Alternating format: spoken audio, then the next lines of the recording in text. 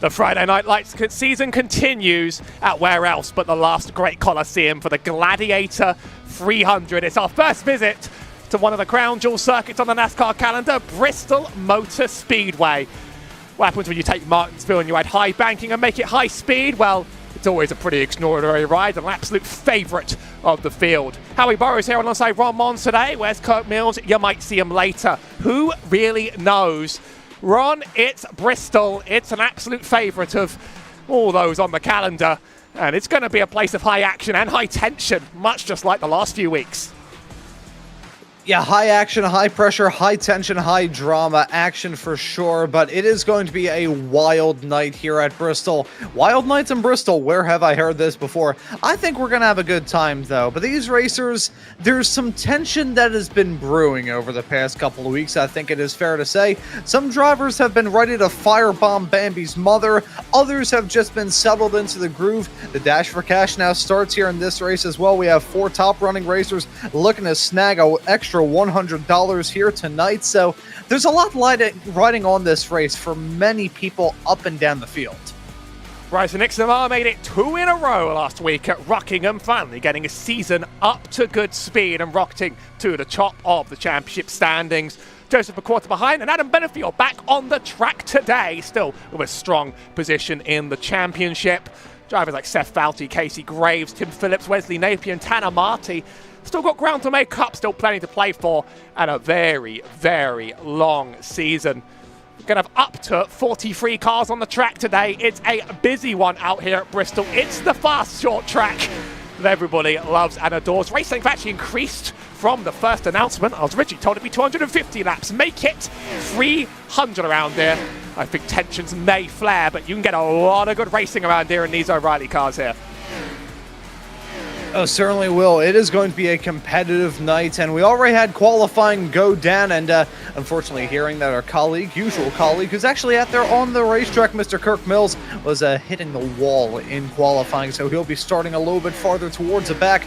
This is one of those tracks where it is going to test everybody's skill and everybody's patience as well. If you can't be patient around here, well, you're going to learn how quickly your race can end here at Bristol. We saw this a little bit last year when we ran here, both in the spring and in the fall, and I am going to be shocked if we don't see patience play a huge factor in this race tonight as well. Qualifying has already wrapped up, and there's plenty to get through, so let's do what we can. Adam Benefield makes it to pole after suspension. He'll be leading on the front row next to Seth Falty on the bottom of that cut line. Bryson Hickson-Bar wants to make it 3 in a row, and he'll be starting it from P3. Alongside Ryan von Henschel, very high starting position for a driver that's been beset for lots of mistakes throughout. I might be thinking of someone else. No, I'm thinking of someone else. Kyle Amon is 5th next to Jacob Simpson in 6th. Noah Woods is 7th next to Michael Deach in 8th. Jonathan Delaney is next to Nathan Lowry in 10th. And Ralph Hutchinson, that might be what I'm thinking about. Someone's been DQ'd like 3 times, we're not going to make it again. It's next to Aidan Amaro in 12th. Hunter Trills in 13th, next to Casey Graves, and Joseph McQuarter lines up next to Blake Kluwer. Jarek Godzinski is next to Daniel Wiles, 19th, 18th and 19th, like that, 17, 18, because it's 19th from Wesley Napier and 20th for Jesse Winslow. Still playing to go on this grid. Kirk Mills hit the wall. Fitz runs in the mid-pack, but he has been fast on this track before. Next to Andrew Dyson, also starting in the middle. Next, Cliff Mullins, Branson Hunsinger, Matthew Boston Wheeler and William Owens, Bill Hull and Bryce Reiner, and Michael Mesnard and Kevin Zosiak. Just a few more to go because it's a big field today on a busy track. We've got Rory Collins and 6th to Tanner Marty. And it's Drew Paul next to Tim Phillips, Daniel Llewellyn and Steve Benjamin. Drivers that didn't quite get a lap set. It's 36 in total. If you're near the back, you've got to make up a lot of space and fast around here. Absolutely. If you're starting at the tail end, you've got to rip it around here. Taking a look at the race information here tonight, 300 laps, so plenty of laps to try and get the moves done, and even talking about these stages as well. Lap 85 for the end of the first stage, and then lap 170 to end stage 2. Of course, it is the end of those laps, to be super clear. 4 tire sets allotted to these racers. 17X is the incident limit. Howie, the tires are going to be a big talking point throughout this race. This is a cheese grater on the tires. It is going to be a tough one here tonight, but looking out to see who's going to be the top of the field, who's going to win that Dash for Cash bonus as well. Of course, Dash for Cash now are part of the field. Got 4 competitors for that title, and they'll be claiming money every time around. I remember Hunter Trill becoming quite the Dash for Cash dominator on the circuit last time. Just one more lap to green around the edges before we go. And what do you really want to do if you're in the middle of the pack here at Bristol? It's a race where you want to let the race get to you, but you don't always have all the space in the world to get it done. Prayer, I think, would probably be the best option if you are running in the mid-pack here at Bristol. Prayer, keeping your nose to the grindstone and not really letting all the chaos and craziness break out around you.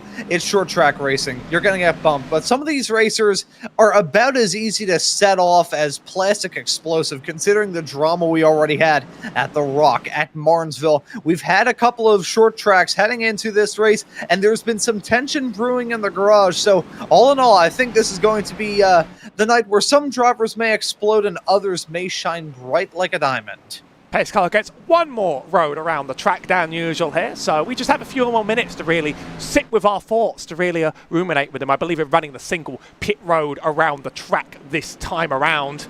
Can be some bugs with the iRacing course. We've seen a couple over the span of the last week on this track, so he's hoping everything works out. Now, I've been told that perhaps there might be a very traditional call over the radio. I'm just going to have to play it, and I'm just going to hope it arrives in my laps, really.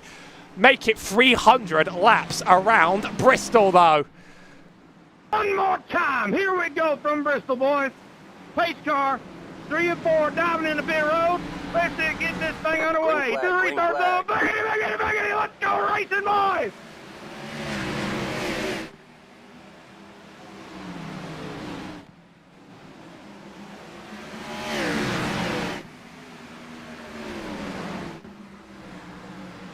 Big lead for Benefield. Out of the first few laps, he's got a great run off the road, and Bryson Hicksonball hasn't been able to get past Seth Falty on the road. Our first 2 wide, it's Michael Deach up on the top with Kyle Amon.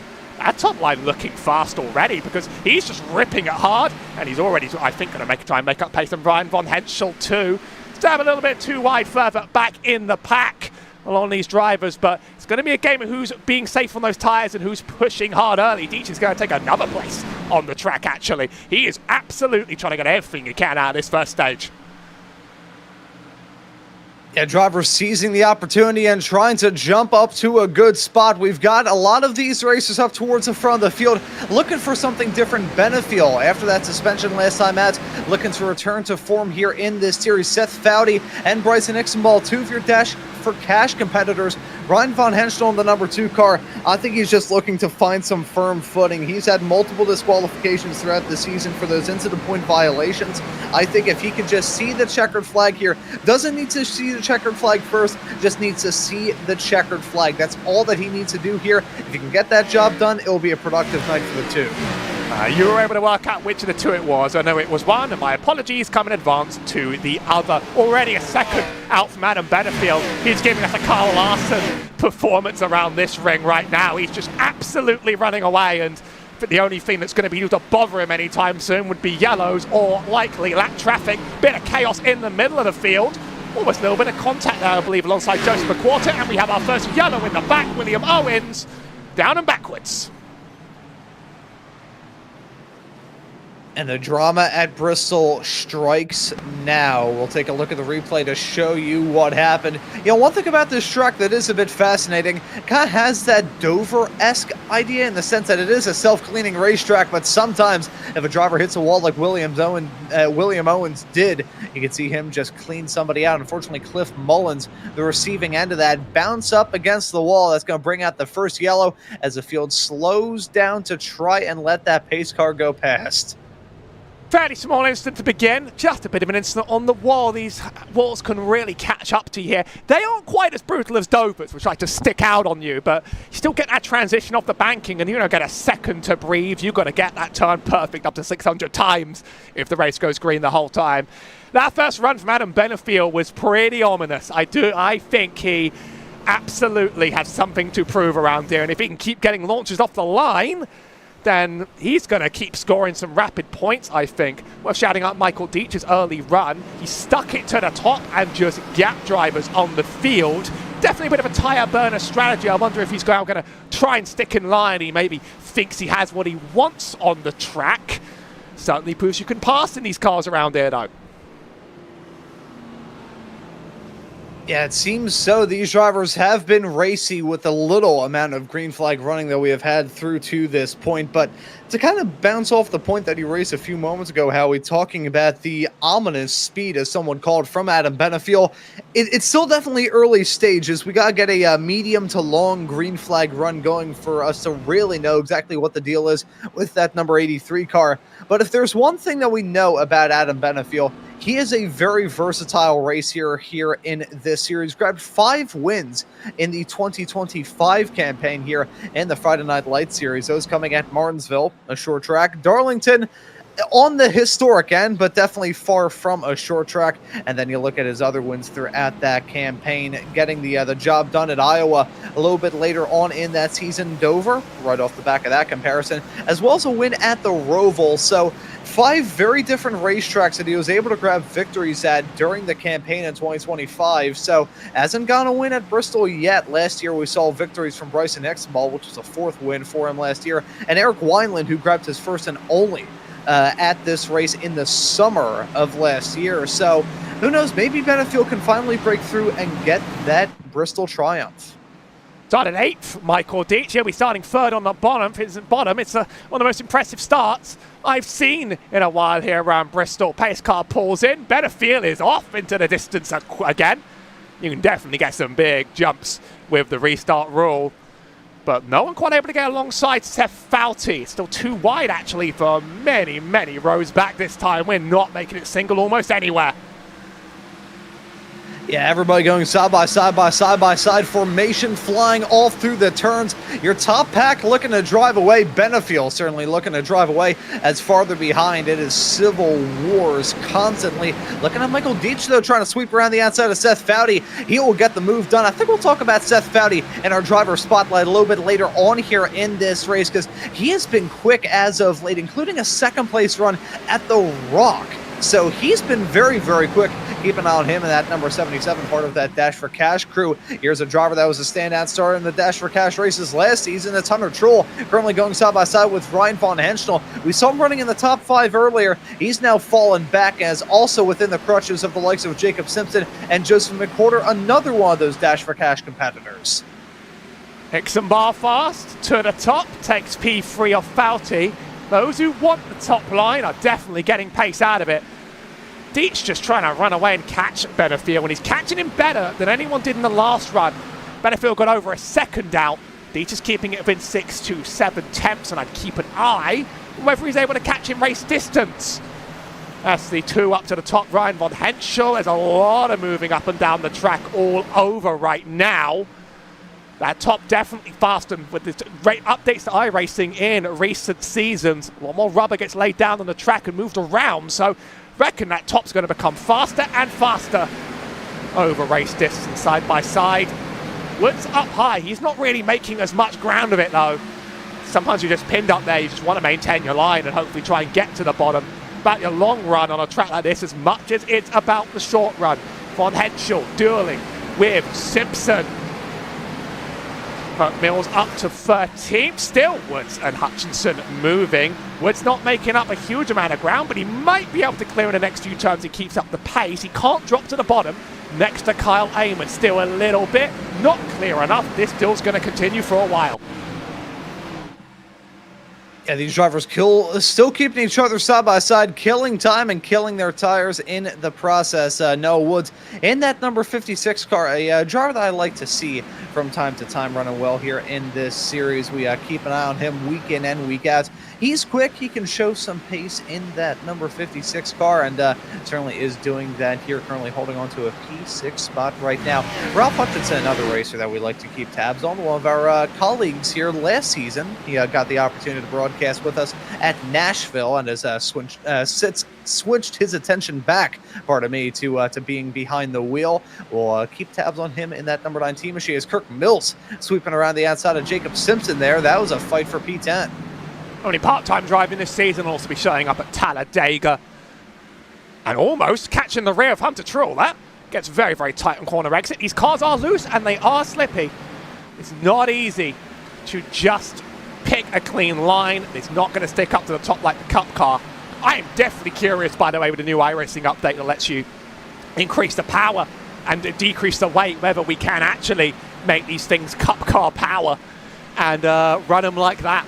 Not for this league, but someone's going to do it because I love them to bits. Benefield's now truly run away again, so Deitch wasn't able to make up ground. Second and a half now, happy running his own race. Hixenbaugh starting to approach again, though, to the inside. He's going to try and make the line. Not seeing too many passes work down here, but Hixenbaugh just doesn't have the exit to make it work, and look out for Hutchinson on the outside. He's dueling with the 77 right now, but I think he could make himself a part of this if he's able to get enough alongside Hixenbaugh. He's in on exit. Now this is his battle to do. And Hutchinson striking while that iron is hot and sweeping around the outside, off through turns number 3 and 4, jumping his way up into third. But Hixenbaugh is still right there, looking to try and fight back too. The one thing that maybe is helping out Hixenbaugh is the fact that he's not feeling any pressure right behind, as here comes Hutchinson and Deitch contact. That's not going to work, and they're going to slide up the track. Be careful with the field approaching. Oh, Kirk piling in. That contact's going to be the causer of the yellow. I think they had it locked up until Kirk moved in. Let's take a look at this from every perspective. Let's actually focus on the incident up here at first. The 19 took more damage in that in the long run. Fast on the exit, takes a dive to the inside. Alongside. I think that 91's going a little bit down, though. Just racing incident on the track. They both get it locked up. I think Kirk tries to avoid that by going to the bottom, but there is a car there. We'll take a look at his on board, try and work out quite how he made his way in. And fast repairs here as ever, of course, so you don't want to take shots that big, and I'm worried for Von Henschel's car. After that, there's the wrecking to the bottom. There's the move to the bottom. Car just sort of moved into that space as it was being taken, although the track is quite self-clearing, so you're more likely to be safe diving it to the top when a wreck's developed for that long. Snap decisions in the moment. That's led to a little bit of damage. No meatballs on any cars on the track, and it's another reset. That's actually going to give Bryson Hixenbaugh P2 on the road. And I gotta wonder, now that he's no longer being, for lack of a better term, shackled behind some drivers who were potentially holding him up slightly, at least in the short run. It looked like he was very fast out there, very comfortable with his car too.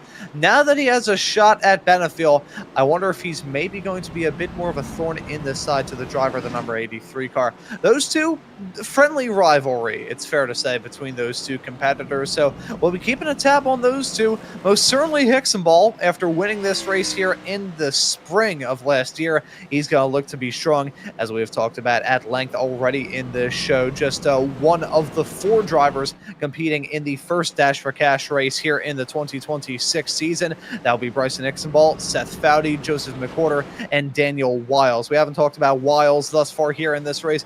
Bit of a, I wouldn't say an outlier, but he's an underdog compared to the other 3. Only an average finish of 16.6 up to this point in the 2026 campaign, and currently running in 16th right now. So you'll probably have to hope for some major swings, but hey, if you're hoping for chaos, Bristol is probably one of those tracks where you have the best shots.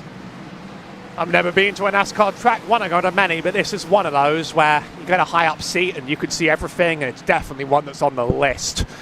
Just look at how wide those grandstands go. Try not to let the Jumbotron get in your way. I used to have problems with that thing getting in my way throughout production. I've now gotten over my issues with the Jumbotron. Now we're on good terms again. Benefield chooses the top teammate on the bottom now in Bryson Hixenbaugh. But he's been good on the jumps. That's another on the road. I'm watching Seth Foudy. Might try and make the move on Hixenbaugh straight away. Not quite. Hixenbaugh's not quite able to clear on exit. Too wide for many rows. I believe we go quite a bit back before our first single file driver. Whole field though still out on the track. Cliff Mullins is 1 lap down. 22, Jacob Simpson wants P3. A 73 I'm watching in the back though. McQuarter almost wanted to make it free wide into the turn here. There was about enough space for it, but it's somewhat devastating in its own way. Jacob Simpson now clear for P3, but positions are moving constantly on the track right now. Absolutely everybody is getting places. There's no space to run unless your name is Adam Benefield. Yeah, Benefield just seems to be the top of the field right now. Well, he is the top of the field considering he's your race leader, but in terms of pace, it doesn't... Oh, no. It's a big one in the back. And that's going to need a little bit more review. Dissect this, there shall are we? meatballs here. Oh, that's a hard shot into the wall, and at this point, he's running slow. Oh, that's an unusual contact with Dyson, though. I'm not exactly sure. That might be the Australia tax that just got paid on that contact, though. I'll be honest. I mean, it didn't quite. I'm surprised at what moved him up into the wall there, but I would have thought. Honestly. That's a little bit more clear. I'm honestly, what I'm going to say happened there is a mix of Hixenball sensing the opportunity and trying to get the move done on Von Henschel, probably being a little bit upset as a result of that and just trying to keep it low, leave the opportunity out on the outside. He probably wasn't expecting the 41 car to be there, and unfortunately just stacks the whole field up. I said this not too long ago, and I'll say it once again in reference of Ryan Von Henschel on the number 2. It has been a real rough start to the 2026 campaign for that driver of the number 2 car. He has shown some speed. He's been able to put in some good qualifying runs, but outside of that, results have been hard to come by, and the disqualifications have been aplenty. As it stands at the moment, average finish of 29.5. That's pretty brutal, and it looks like that same run of brutal form is going to continue here tonight. Any more incidents like that, and he may have to be, looking at a 4th disqualification thus far this season. How many times can the UFO pick you up off the racetrack? It's got to be pretty dispiriting, but there does come a point where it's not necessarily bad luck every time. I mean, there was a degree, I think, of internet janking that contact, but also it wasn't completely unrealistic. And I mean, he made the shot in the wall to damage his car to begin with. A nasty, nasty sliding shot into the wall. I'm very surprised. Not even halfway through the first stage. This is very much running this quite yellow so far. If we were to go green the whole length, we'd only be here for an hour of race distance, but we already had 2 yellows scheduled. Thankfully, yellows don't last quite forever. Lined up back again. Think starts like this are easier for Benefield when he's alongside his teammate, or do you think the starts are just so easy because you're able to get such a big jump in the restart, so it doesn't seem to matter who he's next to. He's able to get away on that starting row. Simpson and Fauci don't still win this. Yeah, they've saw a good shot of the Simpson, already a winner here this season, but I think Benefield just has the advantage on the restarts. The iRacing restarts, they can be cheesed ever so slightly, as proven right there. Don't hate the player, you hate the game. That's another restart there for Benefield. And Nixon bars clean behind. The drivers behind were not able to get up alongside. Quite slow for Eamon now on the inside. He might get taken by McQuarter. Didn't quite take another gap in the middle. Someone's going to do it at some point this race. There's going to be a free wide, and we're going to lead to a massive wreck, and then we're going to quite wonder what happened. I'm seeing pent-up aggression in the field. It's building up, so wouldn't be shocked. We've actually made it single file up in the front. That's a 77 in the wall. Hunter Truel. That's going to hurt. Oh, and more drivers nearly piling in there. The 73 of Joseph McWhorter involved in that. Let's take a look at here. You can see the 71 on the outside of the 17 of Kyle Eamon. There's the original bit of contact, and nothing that the 73 of McWhorter could do there. Just really innocent bystander in that situation. The 71 caught up in that as the 17 drifted up the track. That is such a shame for McWhorter in that 73 car. That is now another one of our Dash for Cash competitors having some sort of drama befall them in this race. Certainly the most severe bit of drama we have seen break out thus far. That's Troy Meatball as well. Took a bad enough wheel hit. That's going to send him running to pit lane, and How many has it been so far? I think we've had 4 cautions in 45 laps, so we've not been able to get a good run going. I might be here all night. You might like to put up with me all night, and I mean, that's a shame, but I do my best in the booth, and we're going to have to keep ourselves sane and entertained, I think, because I don't even think it's time for pit stops for anyone that isn't damaged. A few drivers actually trying. Blake Kluart running in. McQuarter was damaged, only a bit, but he's going to need to get wheel damage dealt with. Don't know if the 14 was caught. He was. I can see damage on that right front, so they're just getting damage repaired. You don't get a huge amount of time to fix damage in the pits here. You have to be out of that lane very quick, even in a single pit road variant.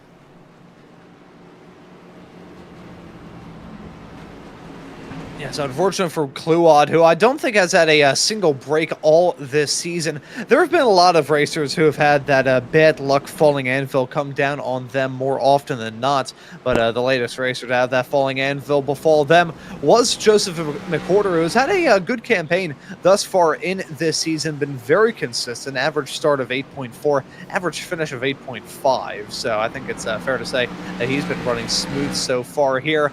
Already gone 4 top 5s throughout this season. Only one more finish inside the top 10 outside of that. But we'll have to see if he can fight back there. That is a big setback, but fortunately for him, that incident came just shy of the halfway mark of this first stage, let alone the halfway mark of the race.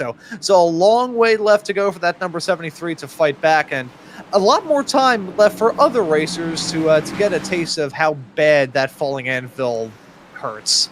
These incidents really benefiting those who have burned through their tyres. They're getting so many laps under yellow that are nice and slow and peaceful.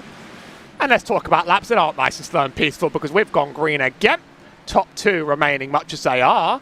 That top line's faded quite a bit though for Falty. Tries to get in single file. Watch the 56 all the way. He slid up the track mid-corner there, Noah Woods. That's going to absolutely shred his tyres. Jonathan Delaney wants to try and make the top end work. Now he's just running that one cleanly, trying to make up places. I guess it's a big game of when and where you decide to actually make those moves. You can't be full aggro all race long, or else you will start to lose those tyres. But there's got to be a point where you turn the jets on. Maybe you're looking for stage points. There's a lot of damage to the back of Bryce Reiner's car, caught up in one of those earlier wrecks. Must be handling okay for him to still be out there on the track. Smallest lead for Benefield by far right now, 4 tenths. Patton tells me he could easily stretch this one back out again, though. Another damaged car on the back, Jarek Grodzicki. I just have to get that right the first time around. Running the top, though, again. It's a game of who wants to run the top and who wants to run the bottom right now, I think. A lot of this field up front, though, have actually decided they're going to run this one way. Yeah, the man that's a Pied Piper of the field at the moment, Adam Benefield, he has had a stormer of a record up to this point in the campaign. Of course, was not present for the last race of the season, but outside of that, he's has a 100% record of finishing every single race inside the top 10, and this will be a funny number for the Gen Alpha audience. 67% finishes inside the top 5. He has been very consistent throughout this campaign. On another show, I'd take the bait. Today, I think we'll just let that one sit. Sometimes numbers just go that way, and it's just how it lands. Kyle Amon really struggling on the top. I think he had a pretty bad run there in order to lose so much time. He seems off the pace. Amon seems far off the pace. I wonder if we'll see if something happened if I go back 15 seconds, or whether he's just running slow. No, he's really trying to preserve up top. Oh, he's sort of bouncing off the walls. I don't think there'd be damage on that car, but is absolutely fading in terms of pace, and his laps seem to be dropping and dropping and dropping. Battle behind him might preserve him that P12 for now. Yeah, I don't think that wall contact made him slow. I think he was slow already, and that was just kind of a product of it. It's sort of a what came first, the chicken or the egg kind of deal there. He had that contact. That car looks like a just absolutely evil at the moment. So getting on that number 17 as he starts to drop down. Amaro will be the next to try and overtake him, along with the likes of Wesley Napier, Mason Lowry, and Jared Godzicki. So we'll keep an eye on that as things may go down. A car that is really off the pace at Bristol is one that will be just kind of a harbinger of chaos, for lack of a better term. First lap car on the field, it's Michael Mesnard. Don't know if he's nursing a struggling car or whether he's just been struggling for pace throughout the race, but the field is now catching and making up. He's actually 3 down. Bill Hull is also a lap down within that field.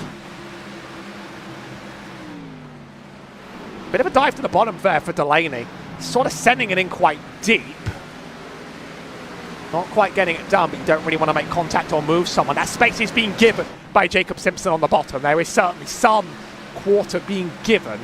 You don't really want to force the issue. Still more racing further back in the field as well. Mason Lowry just dive past Eamon Amaro, and he's going to just try and make him through the lap car now. Lap cars interesting on the track. They are a factor of life. The laps come at you so fast that you can get lapped very, very easily. And staying out of the way as a lap car in Bristol is also a struggle and a challenge. This battle for second, I don't think it's over by any means. Hickson-Bar has held up the fort pretty well, but I think Simpson has been aggressive since, and Delaney has picked up over the course of this run quite significantly. Yeah, that he has. This is one of the longer green flag runs we've had through to this point. So we're seeing the pace continue to evolve for this field. Other drivers truly coming to form. Not really seeing any change for Adam Benefield. He is still quick. But one driver that is starting to fall off just a bit, I would say, outside of the 17, who has now dropped down to 13th. Wesley Napier just got a move put on him.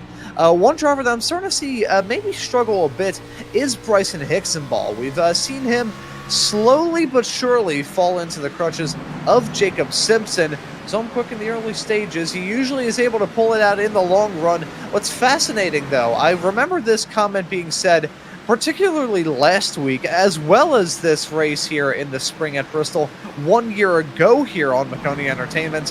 Hickson-Ball is kind of the master of having a car that may not start off a run feeling good at all, but as time goes along in a race, he can put in the changes on that car to turn it into a rocket ship.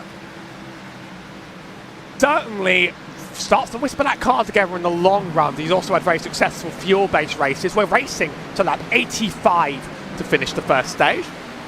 Longest green flag run so far, and we are certainly approaching that margin now, and I think everybody has pretty much settled in very well. Here's a shot from the crowds on the track. You could pretty much look anywhere and see some kind of action. But also long runs on Bristol, they can become pace-setting challenges. They can sort of become tyre wear challenges, and drivers can really spread out. And yes, they'll usually be lapping each other on the track. There's some lap cuts up ahead. That's Mills and the 35 of Mesnard as well.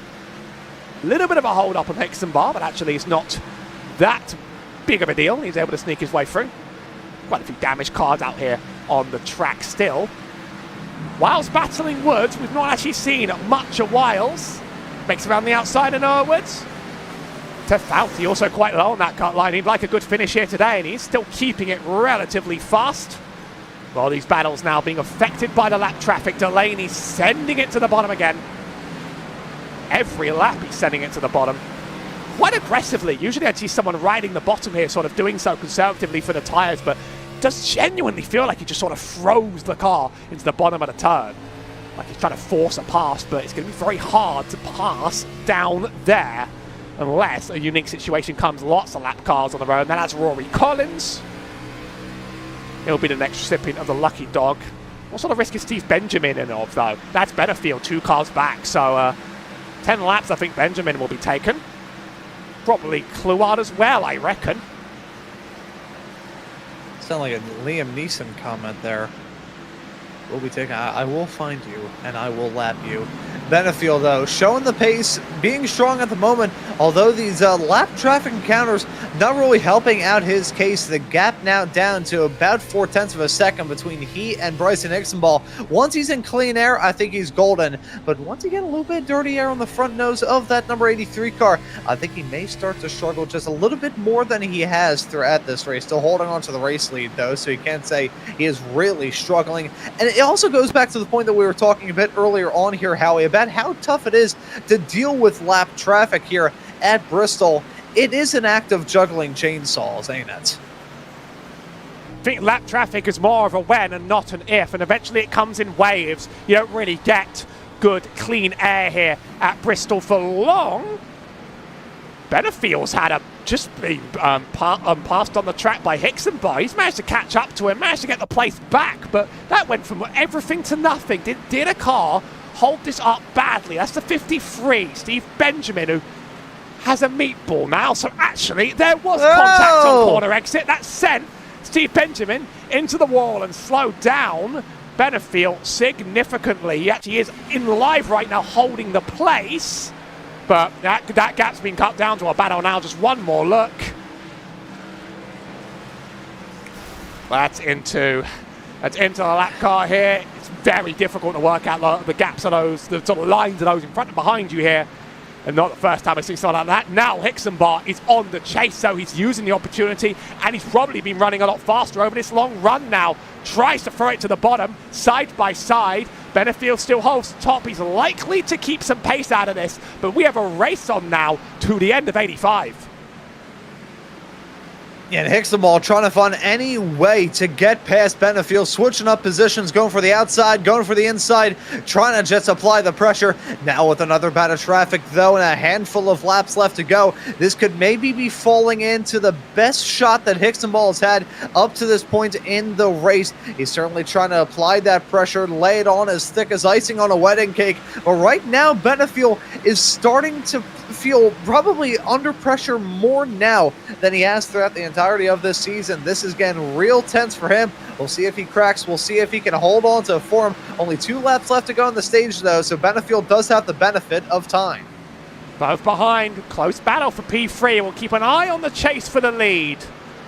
More lap cars on the road. Hixenball could use this to take a stage win. Only 1 point in it, but it's always fun to have a good battle. That 91 in the road. It's Michael Deach. He's going to hold up the top lane. There's really nowhere he can go that isn't affecting this battle in one way or another. There's no space on the track, and that might mean a drag race over the line. I'm not sure. I am not sure who had that, but when the yellow's thrown, race control will determine it may be Bryson Hixenball's. Oh, that was very, very tense. Let's take a look at the replay here. May have to slow this down as they head their way towards the stripe. 91 maybe. I think Benefield may have gone it out just by a hair. Let's see as they head their way towards the line. That's the other wrong side of the track, isn't it? Let's try that one again. I was wondering. I was like, man, I never knew the start finish straightaway was that long. Yeah, here we go. Well, I believe it's considered also at the line. No, at the time of caution. No, that's clearly Hixenball's on the line by quite a margin as well. And that's going to give him the first stage, which we managed to eventually get going. Green for some time, your top 10 before I quickly lose it. Some of that could be wrong because drivers have just run into pit lane. I don't think it is. Make that our top 10 in terms of stage points. We're going to run to the pits. Now, look, I'm going to hit Control R once. I have the paint training paints just gave me. I'm going to hit Control R one time, and I'm going to use what it gives me. So, there's that. Race off pit road. That's tight. Tim Phillips has stayed out, by the way. That's down. I'm going to hit Control R, and we're just going to use what training paints gives me. And if you have a problem with that, take it up with the software that rarely works. That's all I'll say.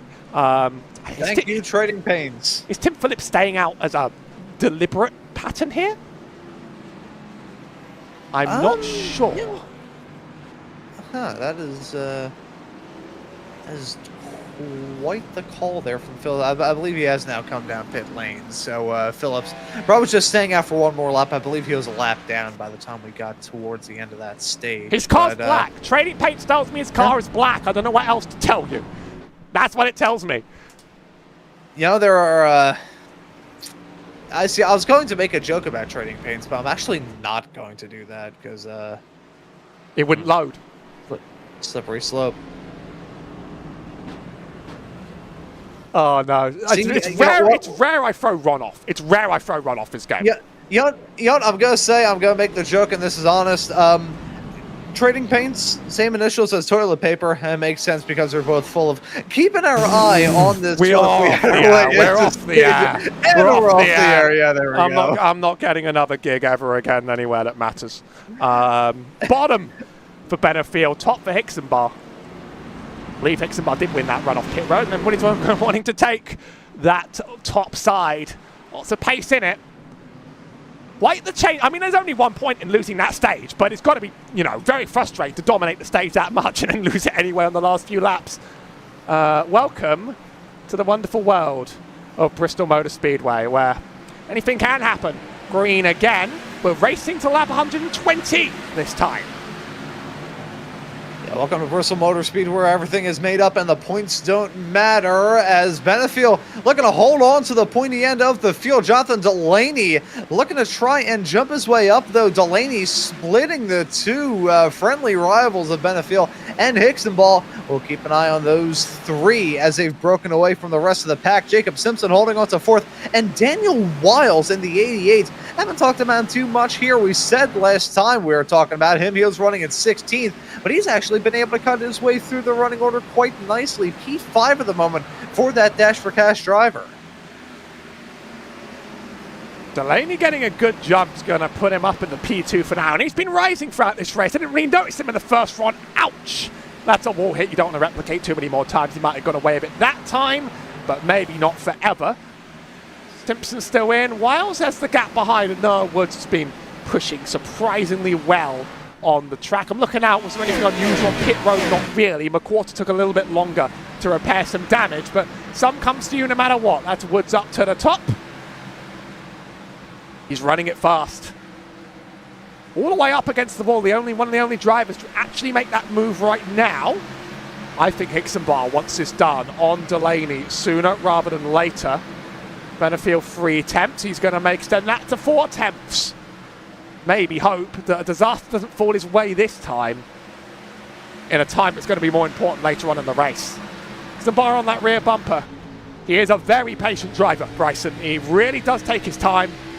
He really does respectfully race here. But when he wants that place, he will make it happen. And he has. Inside. And you know, Howie, for the amount of races that we have covered where Bryson Hixenball is able to win in this series, how often have they been wins where he was just purely dominant throughout the whole race? There have been a few of those, don't get me wrong, but a decent amount of times he's just been able to weather the storm and keep it smooth and consistent out there on the racetrack. Gabby Chavez, in a bit of instruction that he didn't even mean for me, it was an instructional video that he filmed at my local indoor kart track back in about 2012, said smooth is fast. And Hixenball proves that week in and week out. He is smooth, consistent. He keeps with it throughout these races. He may not have the fastest car in the first 99% of the race, but he's going to be there right towards the end. That final 10% is where he's going to be quick, and then that final 1% of the race is going to be when he is the fastest, the man of the night. He's going to make up those moves when it matters. When that pay window opens, he's going to be the first to try and run towards it. I remember many a dominant race last season in Friday Night Lights, so he would just sort of lead and you feel like it was inevitable. My controversial take is he definitely faded at the end of that season quite badly. He likely would have won under full season points, but I don't know if he would have won a chase. Just he did naturally lose a lot of wins, leave a lot on the table, and then made it to that top 4. Was an extraordinary race at Phoenix, but even then he's come into this season and he used to gap the whole field for a long time, and now he is now strong again. He's finally won 2 in a row, gotten his momentum back, leading the championship. I expect him to be near the top of that championship for a while, but I think it took a while for him to really get there, for him to really get back onto it. And it might have just been the skill of the rest of the field escalating. You know, you send them into enough of these races, everybody's going to get better. The tide is going to rise, all the ships. But also, I think his driving style has changed, and the way he races has changed. And only now is he really starting to get moving. He was also, you know, less dominant in those early races this season. Now he wants to try and make it 3 in a row. His old rival's going to make that difficult, though, in terms of raw pace, I think. No, and that's what you always gotta do. You just have to be enough of a thorn in the side for the people around you to have some respect for you, but not be too much of a thorn in the side where people absolutely hate you. Hey, worked out well for my career. Keep an eye on these battles as time develops. 19 of Ralph Hutchinson jumping his way up into 7th. Seth Foudy, though, in P8. I want to give some love to Foudy. He's been quick. Where? Where are we, Yellow? It could, like... There's a chance I've gotten the notification that Mason Lowry is driving slowly. That's all I've got here. So let's do some CSI investigation. It's Mason Lowry's car, just in case. Don't think this was a big one. This might have just been an iRacing triggered yellow from a car going sideways. It might not even be this one, but let's put him on blast anyway. Yes, he's loose on exit. And just going sideways there is going to trigger that caution. It's as simple as that. Difficult corner exit, getting loose. Interesting. Well, wherever you know, few taking a stop right now. Bryce Reiner, one of them. I will say, I don't usually joke about iRacing because some of the last times I did that, my iRacing wasn't working properly for the next week and a half, which was not ideal. But, you know, iRacing's automatic yellow system can sometimes be a little bit interesting. Howie, the amount of times that we have covered a race where a driver was like full-on stopped on the back straightaway. I think we were doing one at Darlington not too long ago. It wasn't in this series, but it was somewhere else, where a driver was full-blown stopped facing the outside wall, and they didn't throw the yellow for a while. So iRacing's yellows can sometimes be a little bit iffy. They should be called when they aren't, and sometimes they shouldn't be called when they are. You just see, you know, a driver get about 2 degrees out, and iRacing just screeches at the top of their lungs, "Throw the yellow!" I'm sorry, I probably just blew your meter up off the deck. And I got a limiter on you for a reason, okay? I know that I'm not going to let you peak in my kingdom. I mean, I can thank her. Have you checked the radio volume? That's fine. I mean, like, listen, if you guys want to hear me at my best, I can just do this, and we can just do the rest of the race like this. But I don't think that's how we're going to do things. iRacing has some fairly consistent rules, and can thank a colleague in the chat for this one. And the 2 big factors are you above the yellow line? Darlington's line is really, really, really low on the track, and you can go backwards below it all the time and not trigger. And 2, are you being passed by someone? It's when you get past that really triggers it. And so, you know, he was about sideways, got overtaken. That's the cause of the yellow on the track. Now, don't ask me how they do it for road, because I've seen 2 auto yellows on road this year on broadcasts, and it just feels like it's whenever it feels like it.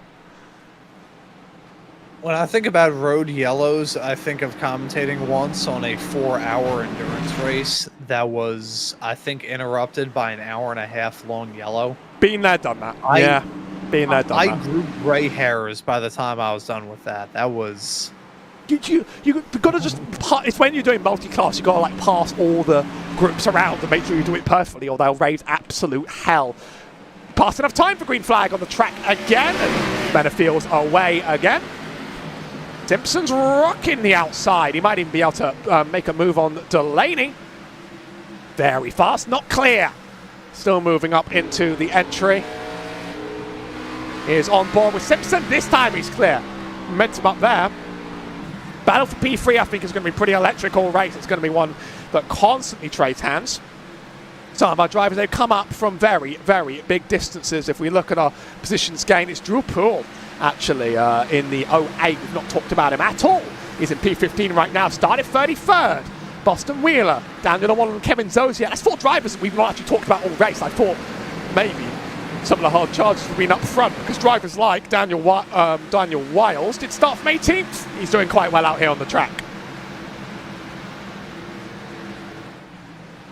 Yeah, so Wiles, as of recent here in this series, it looks like he has finally come to form, and certainly in this race, he has flexed his muscles and been very offensive so far here. So keep an eye on that number 88 car as we get throughout this race. I mean, thinking back to the last race of the season just 1 week ago at The Rock, was able to finish that race inside of the top 5. And thinking before then to Martinsville, he was actually able to finish that race in second. So although he has a 16.6 or something like that average finish throughout the entirety of this season, his average finish of the past 2 races has been very strong indeed. So maybe Wiles has found that extra gear, has been able to shake off the gremlins and the cobwebs from the early stages, and is now just absolutely locking in.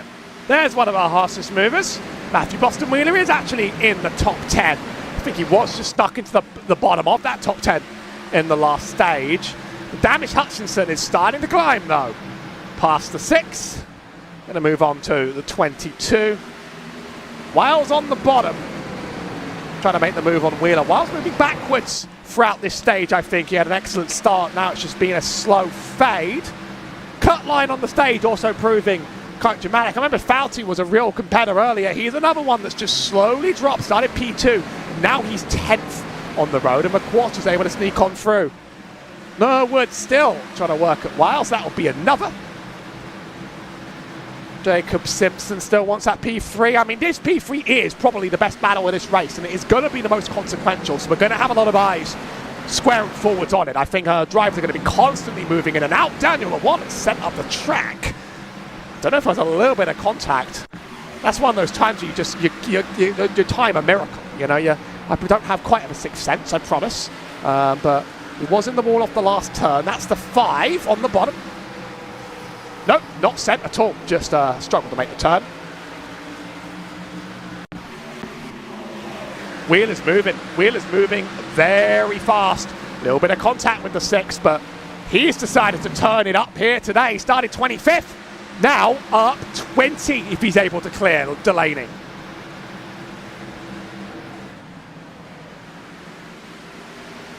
Side by side, a little bit of overlap there. Matthew Boston Wheeler looking to jump up into that P4 spot, sweeps around the outside as he heads his way through 3 and 4 and gets that move done. Simpson a little bit wiggly down there on the bottom. Maybe going to see an opportunity to get past Jonathan Delaney right behind him, as Noah Woods is also directly behind as well. So as you've said thus far here in this broadcast, Howie, definitely as of recent, as we have tackled the second stage, the battle for third is maybe going to be a battle for the best of the rest, although Ralph Hutchinson has changed the status quo, holding onto the race lead right now. Look at me, I'm missing the obvious stuff. I'm trying to work out what just happened. Excuse me? I was too focused somewhere else, and Ralph Hutchinson just flew for it. I'm going to get this. I'm going to get this. Lick the step and send it. I'm going to get this. Yeah. That is quite all this right. Is my bad. I lost it. Here we go. Embarrassing for the whole crew. Don't worry. Don't worry, Howie. I lost it a long time ago. We'll get there eventually. So what happened to Ralph Hutchins? It's just a hard charge. We saw Benefield didn't really get away. I think it's just ripping the top. I mean, he doesn't even need to repair the rear end of that car. I might not even know it's heavily damaged. Charges through Hickson Bar. Now, Benefield's the interesting case here, where there must have been a bad mistake here, or he's just preserving and sort of knows Hutchinson is going for him. We'll find out what happened. Not a mistake on exit there. He's running it cleanly. No, Hutchinson's just charging. I think Benefield is maybe just going to choose to win this war in the long run and let Hutchinson rip the outside. We'll keep another eye on it.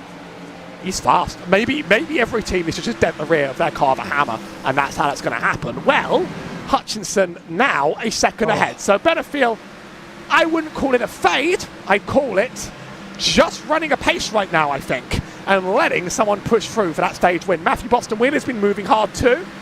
22 wants a challenge for the bottom though.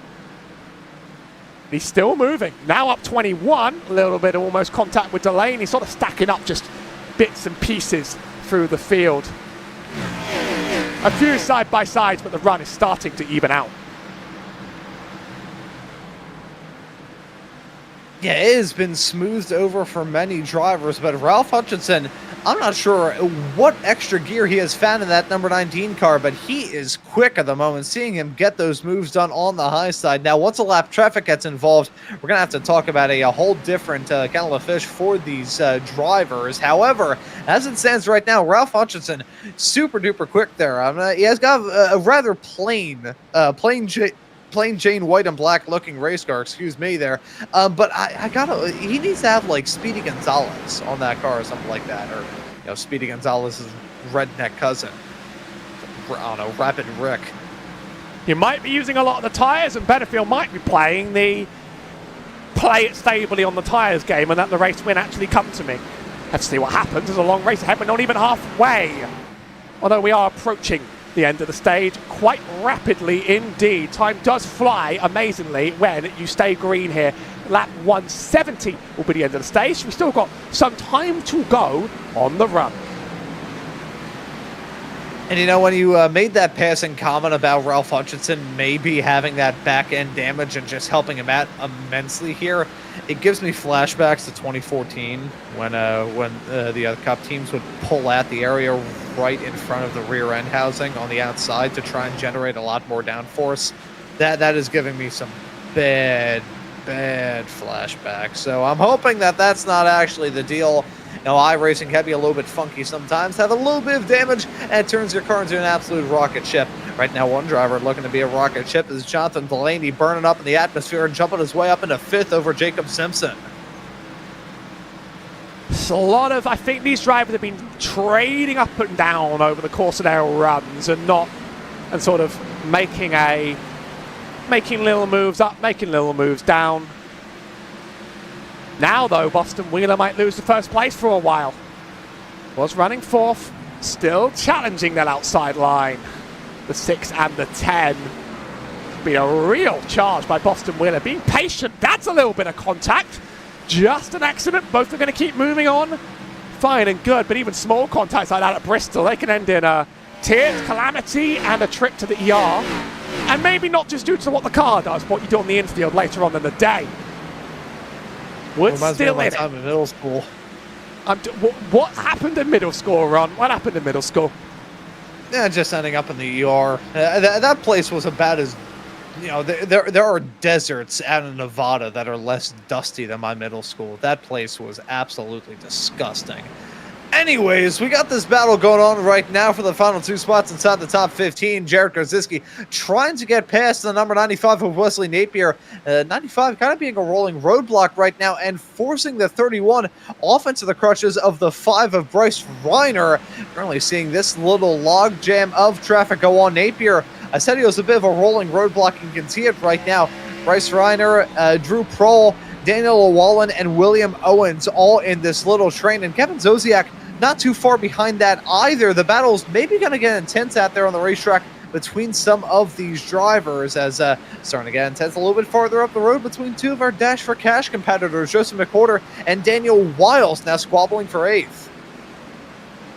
McWhorter started 15th, Wiles started 18th. We've done a lot of talking about Wiles, but McWhorter's been one who I've always seen hovering around these 10 positions, minding his own race, being able to make up just a few on the road. Other drivers that have sort of dropped. No, Woods is actually exactly where he started on the road, starting P7, alongside Jacob Simpson. Exactly where he started. Jonathan Delaney up from 9th is now challenging Hickson-Bar. Not spoken about him in the last 5 laps, so we need to do it again. I think Hickson-Bar is settled into his long run pace, and Delaney's pushing his car like someone who wants this place right now. Gonna have about 20 to go in the stage when we cross the line. It's time for tyres to fall off. Delaney thinks now's the time, though, to the top.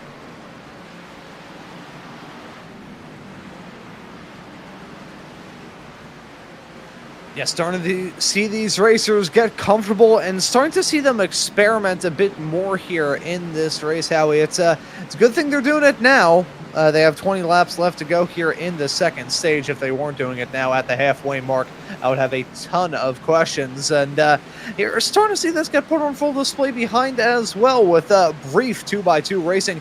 Noah Woods and Joseph McWhorter involved in this, as Jacob Simpson is the one side-by-side with Noah Woods right now. And Daniel Wiles is the one trying to be side-by-side with McWhorter. Keep an eye on these 4 cars as they start to squabble for some of the final few spots inside the top 10.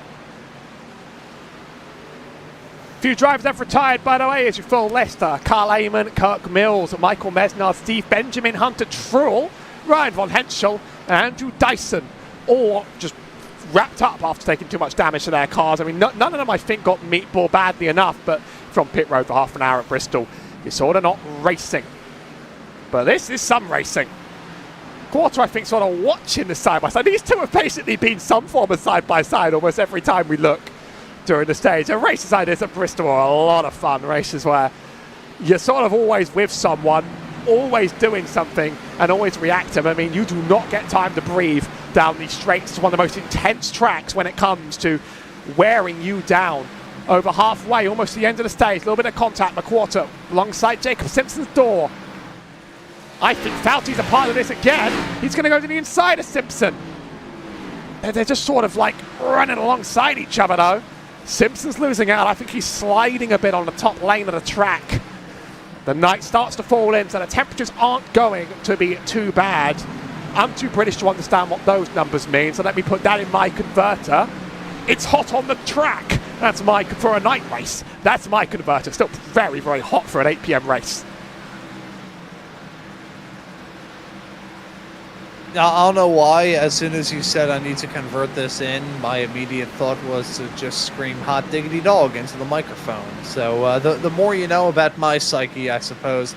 Looking at Simpson, who has dropped back a bit, the number 22 car, you know, we talked a bit earlier on in this race about some drivers have had some bad rub of the green, along with the number 2 of Ryan Von Henschel, who's had a decent amount of incidents so far this season. Jacob Simpson actually has a higher average amount of incident points per race this season, so I think the 22 is looking to have a clean night as well. A good strong night as well. Top 10 would be a good way to do it. We'll see if he can pull that off here. As looking at the battle up in the front, we now have the top 3 covered by only a half a second. Lap traffic involved, and as I suspected, your leader is starting to lose out on a bit of time. And now for Adam Benefield, the shoe is on the other foot after feeling the pressure from the race lead, losing out on time of the lap traffic. He's now applying the pressure to the race leader, who's losing out time on traffic. I thought this is how this might have gone. Hutchinson pushing early, and Benefield largely giving it up because he's got a consistent pace to run. Lap cars have affected this, but I feel like Benefield's been slowly catching in his own time as well. And a caution's going to freeze the field. Where exactly? I don't think it's a big one. I got an apologies from Daniel Llewellyn on the voice chat, which means that's where we look. Oh, that's a shot. And that, no, it's going to escalate there. The 30, William Owens, is the one that actually catches a little bit more of that. Well, that's a shot because it's not quite the stage. So William Owens takes a shot up the turn. 23 under steering, sideways there. It's actually Zodiac that runs into the back. That was a manual caution. So that's how we got that. Jason Taylor threw that one in case it was going to get any worse. That did not meet iRacing's rules. They reserve the right out there on the track. And now what's going to happen with the pit stops? I'm so curious.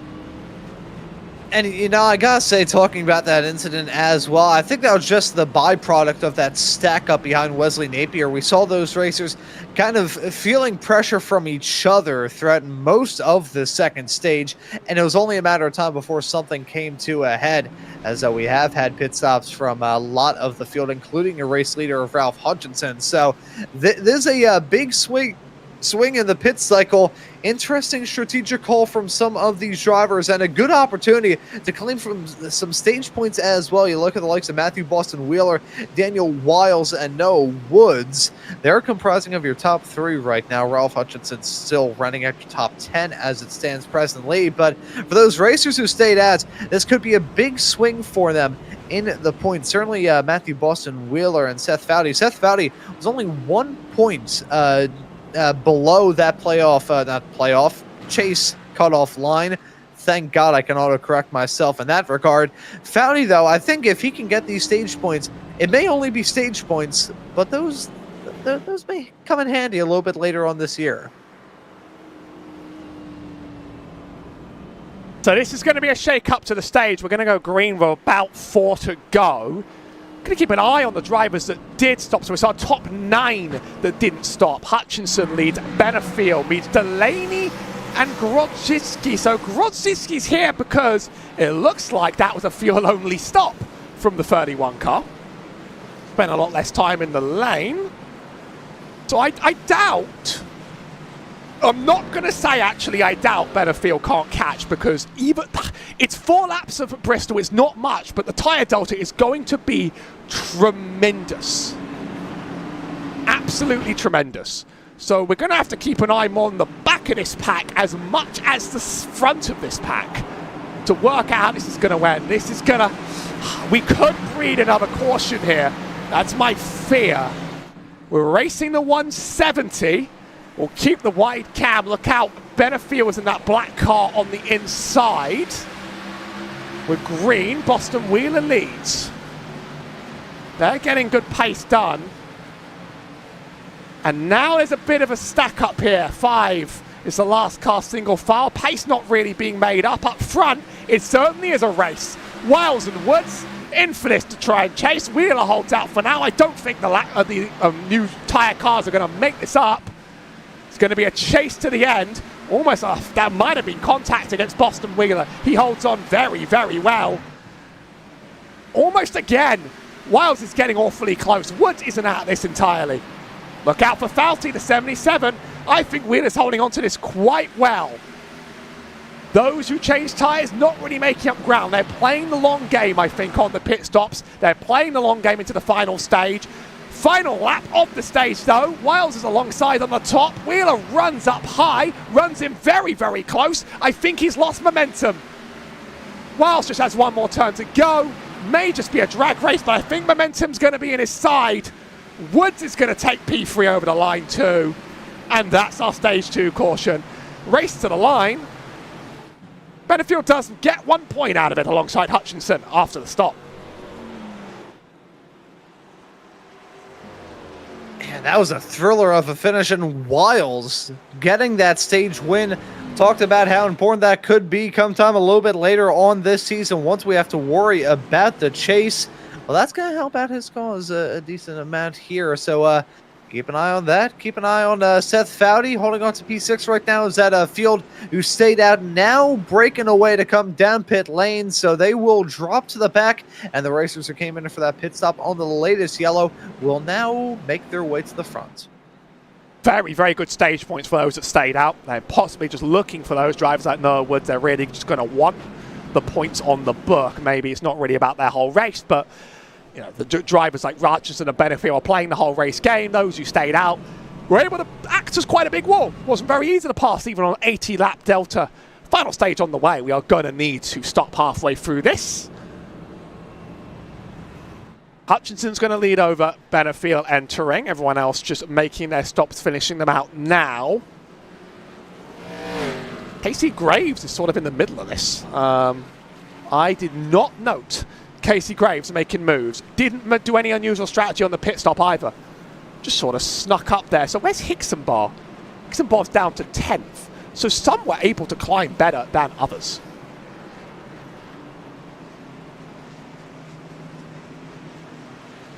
Yeah, and you know, in a situation like that, it is all a matter of the driver's level of aggression. It's not down to comfort. They're going to be feeling, you know, various levels of comfort. But if you're feeling the mood to be aggressive, that'll be the time to go for it. So for the racers that cut their way through the field under that latest run there, That's just indicative of probably them feeling a little bit aggressive, feeling the pressure to try and get some moves done. Others, though, I think they were comfortable in their position that they're going to be passive aggressive at that stage of the race. They're going to let the opportunities fall into their lap. They're not going to try and reach for it every single time. They're not going to throw bare knuckle fists when the bare knuckle fists do not need to be thrown. I think that's a good call for those racers who decide to take it a bit easier when it came time for the end of that stage. We'll have to see if it'll come out well on the back end of it now that we are in that final stage, the final 130 lap run through to the fall of the checkered flag. Now 126 laps left to go here in this race tonight. Ralph Hutchinson and Adam Benefiel have been the stars of the show, but got to keep an eye on some other racers inside the top 10. They may not have been the stars, but they've certainly been supporting casts. There's been action all over the track, and it's time for the long run here. Gonna have a pit stop in the stage if we stay green. We're gonna have one no matter what, but if we do stay green, green flag pit stops at Bristol can really be something else. Green on the track. And there's our P1 driver as ever that gets the jump. This time it's Hutchinson.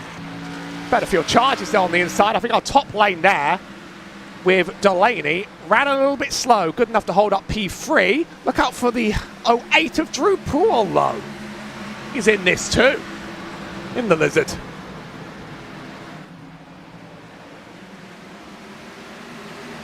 Every single time I see that Lizard car, I think about what I said at Phoenix not too long ago. But Hutchinson showing the speed, very quick. Benefield doing the same, but Jonathan Delaney, I think he's been a sleeper contender thus far here, but here comes Joseph McWhorter sweeping around the outside of Casey Graves, and now looking for third. There they go, side by side as they head their way across the stripe. McWhorter got to try and rip around the outside, maybe get another move done, potentially on Benefield. Last time these two were next to each other on the racetrack and ended in a suspension for one of them, so let's see how it goes here at Bristol a few weeks later. Not seeing McWhorter up in the top three all race. Started 15th. Hard charging. Looking out for Casey Graves as well. Those cars look similar. But oh, we have a wreck in the back. What a big one too. And you can see the 76 piling into that, the 39 involved as well. What is that? That's not the cab. Look at this here. Here we go. Oh, it's the 77. Oh, no, that's such a shame there for Seth Foudy. He was putting together a good drive. Things going to fall apart. He got into that low Hornet's nest that we saw kind of tense earlier on, and he was the one that ended up losing it. The 5 gets involved. The 31 gets punted by the 32, who then gets turned. The 42 piling into that as well. I believe it was Aiden Amaro that got a piece of that drama as well. He was maybe the catalyst that sent the 31 in the ensuing stack-up. Yes, it was. He's come down pit lane along with the 77. There was the 59 piling into that as well, along with the 42, 77, having to bring that car to a stop, and he gets smacked once more by the 76 of Bill Hull. Sent in just a little bit too hard on the turn. No, there was damage to a few, but I saw with that many cars stacked up, I thought this is going to be awful. And it wasn't actually that bad. Like the rest of the drivers that stacked up took a couple dents. It's unfortunate for anyone that's caught, they're going to be sent to the back, but I thought when I saw cars like that we were going to see meatballs and wrecked cars all over. So a quick reset, and we'll be back at it. We'll be back after this short little break.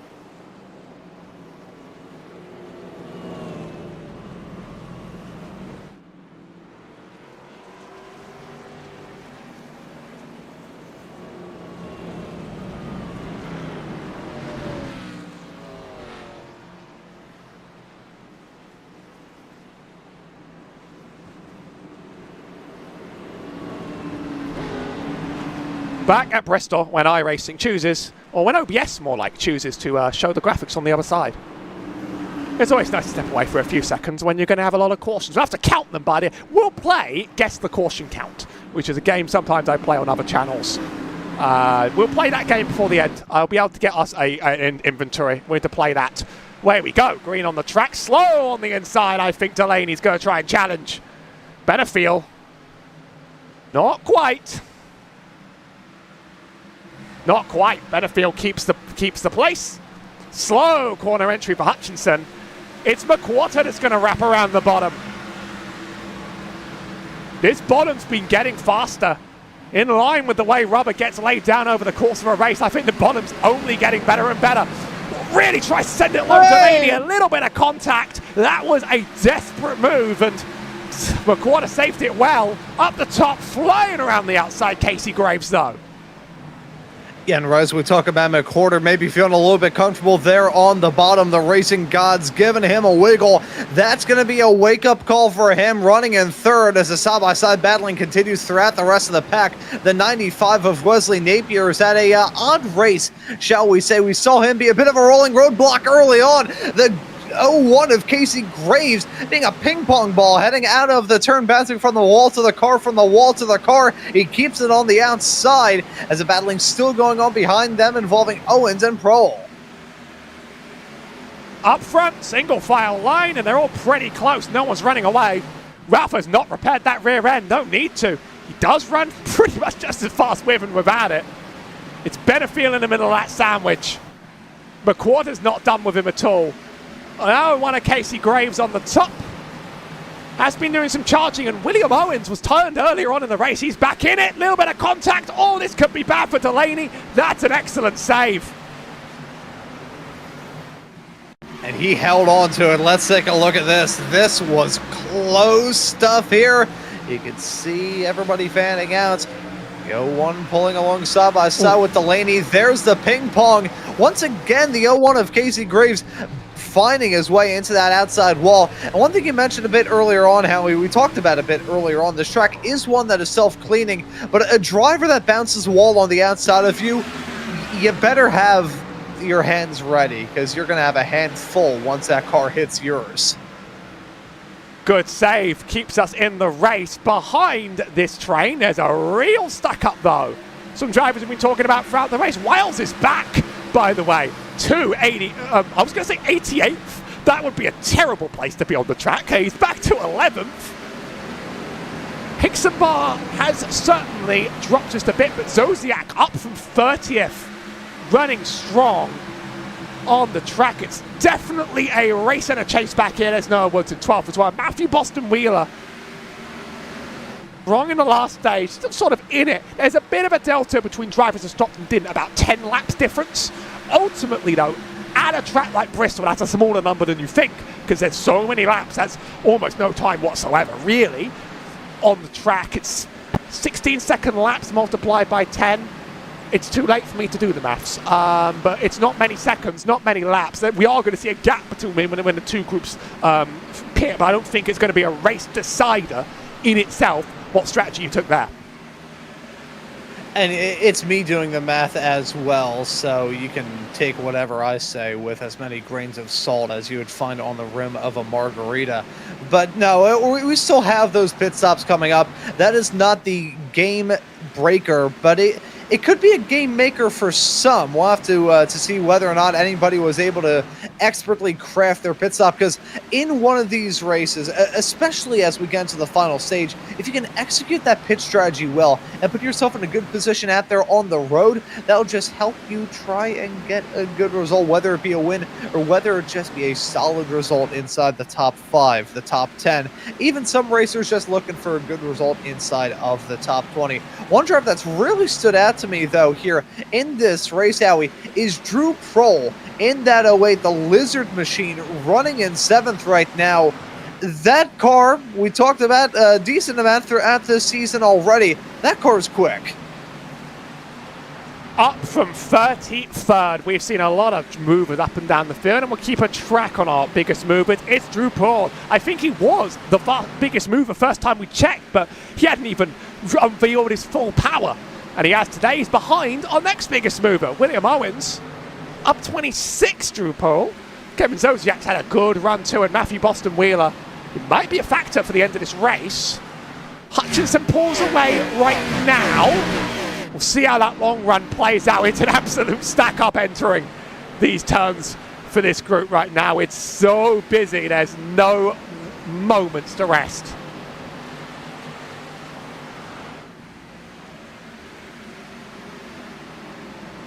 Oh. Yeah, no point to breathe, no point to rest. It has been a tough one for these drivers, but we've still got a long way left to go. 97 laps left to go here in Tennessee. Ralph Hutchinson still your leader. I want to go to a comfortable gap right now as we take a look at a replay of a moment with Jared Grodzicki in that number 31 car. Let me try that one again. Side by side. 17 extra incident limit here. He is going to get himself a DQ. A shot from the 92. 92 saves it. He's out. 17X at Bristol. That's our first. And I was seeing some of the racing going on right in front of him, and you saw it end in tears with Daniel Llewellyn and Blake Kluot there. So, unfortunately, just caught up in the ensuing stack. That's going to take him out of it. The other one disqualification that we have had so far here. You know, Howie, of all the short tracks that we have had so far here this season, this one that I think may see the lowest amount of DQs. Oh, a swing to the bottom for Wesley Napier. He better rejoin that one without going around. He has. He saved it well. Pulling out slow on the apron, but he's lost everything to this. Caught this in the back, not quite sure how he got it, but it's very easy to get loose by yourself, and I think that's exactly how that happened. We're seeing good saves at high speed. Catch him on the exit of the next turn, see how he did it. He's behind Ixenbar. He's in line for a good race here. But this car's a loose one, and he does a good recovery job to keep it in one piece, but miracles will be needed. Stage 3 has been pretty intense on the track. Still, lots of side-by-side in the middle of the field.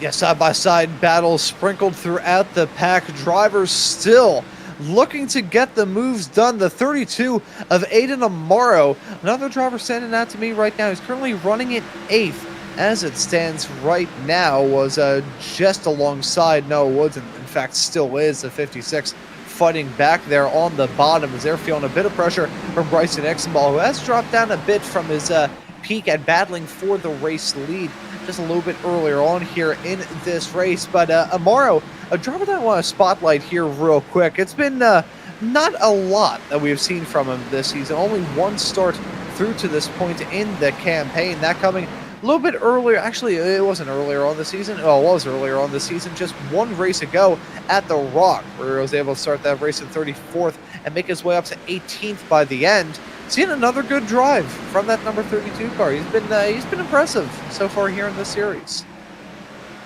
Trying to stick a move to Noah Woods on the outside of the track, but I do think Bottom has got him better as the race has gone on. We got a more rubber laid down, and now the lanes are pretty much even, which is making racing a little bit more difficult. You can't just rely on ripping the top line. You can see Amaro gets a bit of momentum on exit, but it's not like we saw drivers ripping around at the start.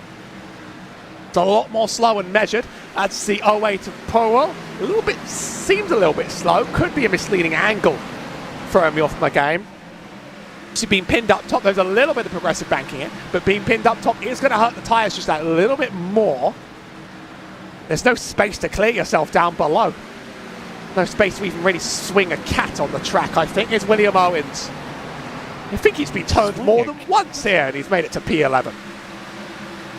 I'm sorry, swing a cat. That's a new one. I may have to. It's rare that Rod gets a new Rodism from me. You're welcome. No royalties. See, now I know the feeling that I usually give to co-commentators when I say some random BS about cats being dunked in a bathtub full of coconut oil. Side-by-side racing here with Noah Woods and Aiden Amaro. Amaro trying to jump his way up into 7th. 56 to Noah Woods. He's been consistently running in the top 10, probably of this whole field, Howie. I'm going to go out on a limb and say the 56 has been running in the most consistent position throughout this race. Every single time we look at that number 56, he's running just outside the top 5, but still inside the top 10. One of his strongest performances of the season so far. Bristol is certainly providing a very different class of driver. Boston Wheeler's been slowly making his way up the road, and I think he wants to do some more. He's playing his top line, send-it in strategy, and he's making some speed up there on the top. Unlike those behind, been run right up to the wall by Delaney. Delaney's trying to spook him out, I think. He's running a lot higher than usual. We've seen him in a little bit of contact with drivers already. It's got a little bit scary at times. 2 wide, 2 rows further back, but I just want to see if Boston Wheeler gets it done, and it's still not quite. You can certainly see what I mean by the bottom getting better and better. Drivers are just able to defend here now. They weren't earlier on in the race at all. Now they're consistently quite fast on it. That 32 of Aiden. Still not clear. Still not done. But the defensives, the defenses have been a little bit easier to come by for these drivers looking to hold on to the spot. A bit earlier on, the defensive maneuvers would just be a dam made out of cotton balls, and that's pretty much it. Now, though, it's being made out of concrete. It's being firmer for these drivers. We're starting to see some better defensive drives get put on here in this field, which is part of the reason why we're getting these little trains forming and chugging along throughout the pack. This is one, and I'm wondering, what is the other real choke point here? Is it the 08 of Pruill holding on to that P7 spot, or is it Hicksonball and Amaro have been going side by side? That 32 of Amaro, he has had some grit and tenacity in this battle. He hasn't really let anybody get past him, at least without a fight, and showing that once again for the driver who had 7 wins last season, the 4th of those coming at this exact same racetrack in the spring of last year.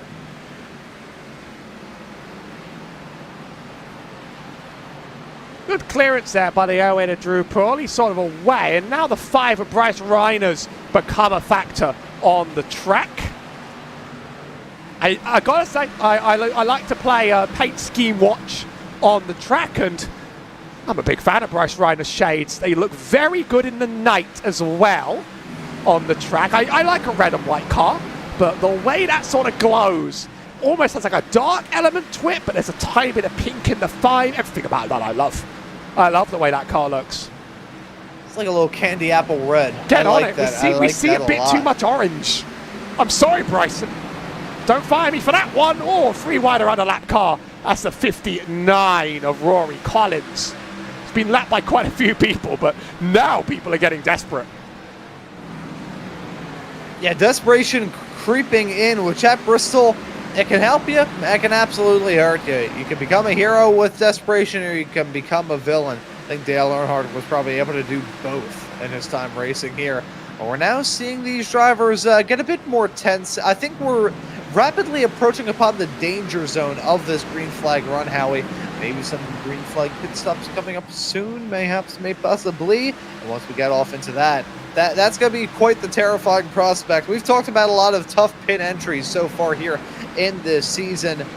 This, in terms of green flag pit stops, probably the biggest fear and biggest risk of just getting completely, flat out ran over by a driver right behind you, not knowing you're coming down pit lane.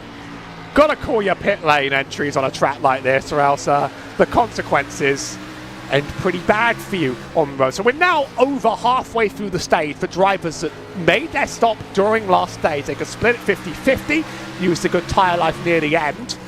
Drivers have almost lost a second. Our fastest driver here, Ralph Hutchinson, hasn't quite lost a second yet. His best of 15.675, and I just did it again. And his last, 16.506. He's reached a little bit off.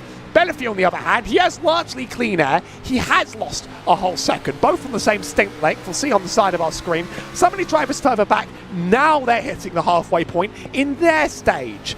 I mean, no one's made the dive yet at all. They're going to need to before the end of the race, as is a O'Reilly Series tradition. We finally get to move to a larger track next week. Kansas Motor Speedway. Lots of space, lots of madness running that apron.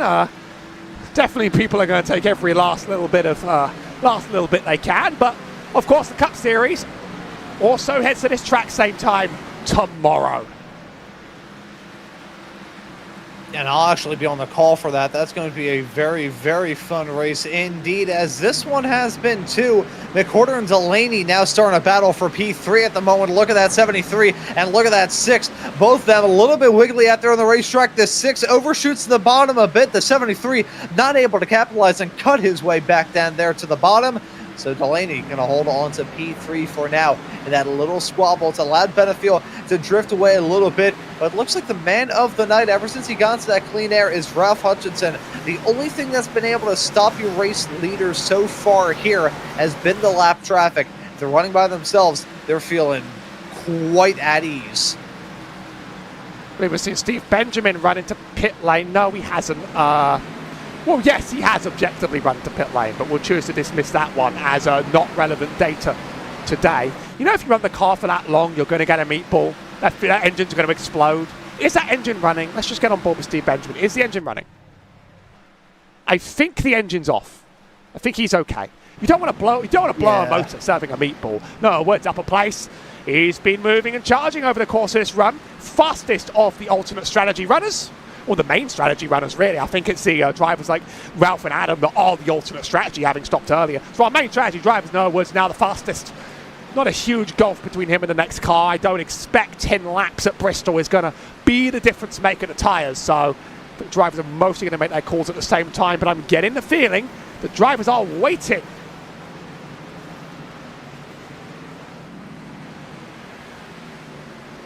And just sensing the opportunity will come later on, and just waiting for it to come as a 92. Bit of a wiggle off through the turn. The 14 nearly gets run over there in the process. That was Blake Kluot that nearly got hit by Cliff Mullins, who was trying to check up as best as he could, but he also have to consider Tanner Marty right behind, and Mason Lowry directly behind Marty. Now side by side between the 14 and the 44 as they head their way across the stripe to start yet another lap. Bill Hull now pulling into the pit lane here. Maybe that could be the indication that we are getting a loft into that green flag pit cycle here, Howie. Once that starts, oh boy. Bill Hull was a few laps down, 5 down. So I think he's going to potentially be unrepresentative of the full race strategy. But he's the first to pull the trigger nonetheless, and we're just really waiting to see it happen. I mean, we're seeing side-by-side battles, but a lot spread out. Cliff Mullins, one of our battles. To the bottom of Blake Kluot. Some of these orange cars, I have to like squint a little bit and work out whether they're different. It's not really Bryson's, he's done a good job, but you see there's another one just back there. Couple cars back. The 01 of Casey Graves is the one that's throwing me off. Our first pit stop call is Branson Hunsinger. Don't think he's a driver we've shouted out all race. He's 2 down. He'll be making the pit lane entry though. So some are starting to do it. You lose so many laps in the pit lane. You do not want to get caught out by a bad yellow. It's a disaster here. And that is why drivers are being patient and waiting as long as possible. I remember one of Kirk Mills' races around here last season was basically decided by caution timing. So that's, I think, why drivers are waiting a whole lot longer. You can spend a minute in that lane and lose lap after lap after lap if it doesn't stay green.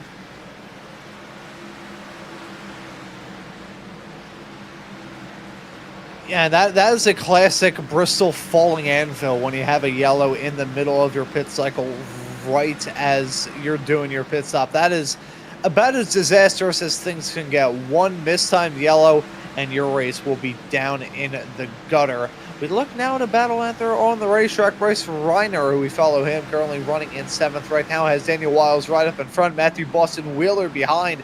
So the meat of that sandwich for the final spot inside of the top 5. Noah Woods, we've talked about him a lot throughout this race, and that is for good reason. That 56 car has been quick, and I think he's peaking at the right time too. I think drivers are probably very likely just to be holding on to it.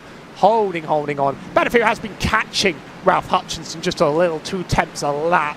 Still not really that close, but time's been getting made up. I mean, really, it's about long run pace now in the context of making your pit lane in and out lap.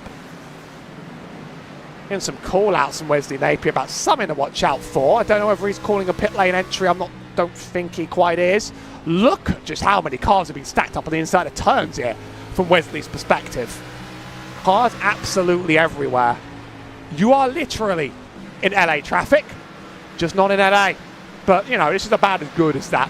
To be honest, LA traffic would be improved with 20 degrees of banking. I feel like people would have a lot more fun if they could run that one up high.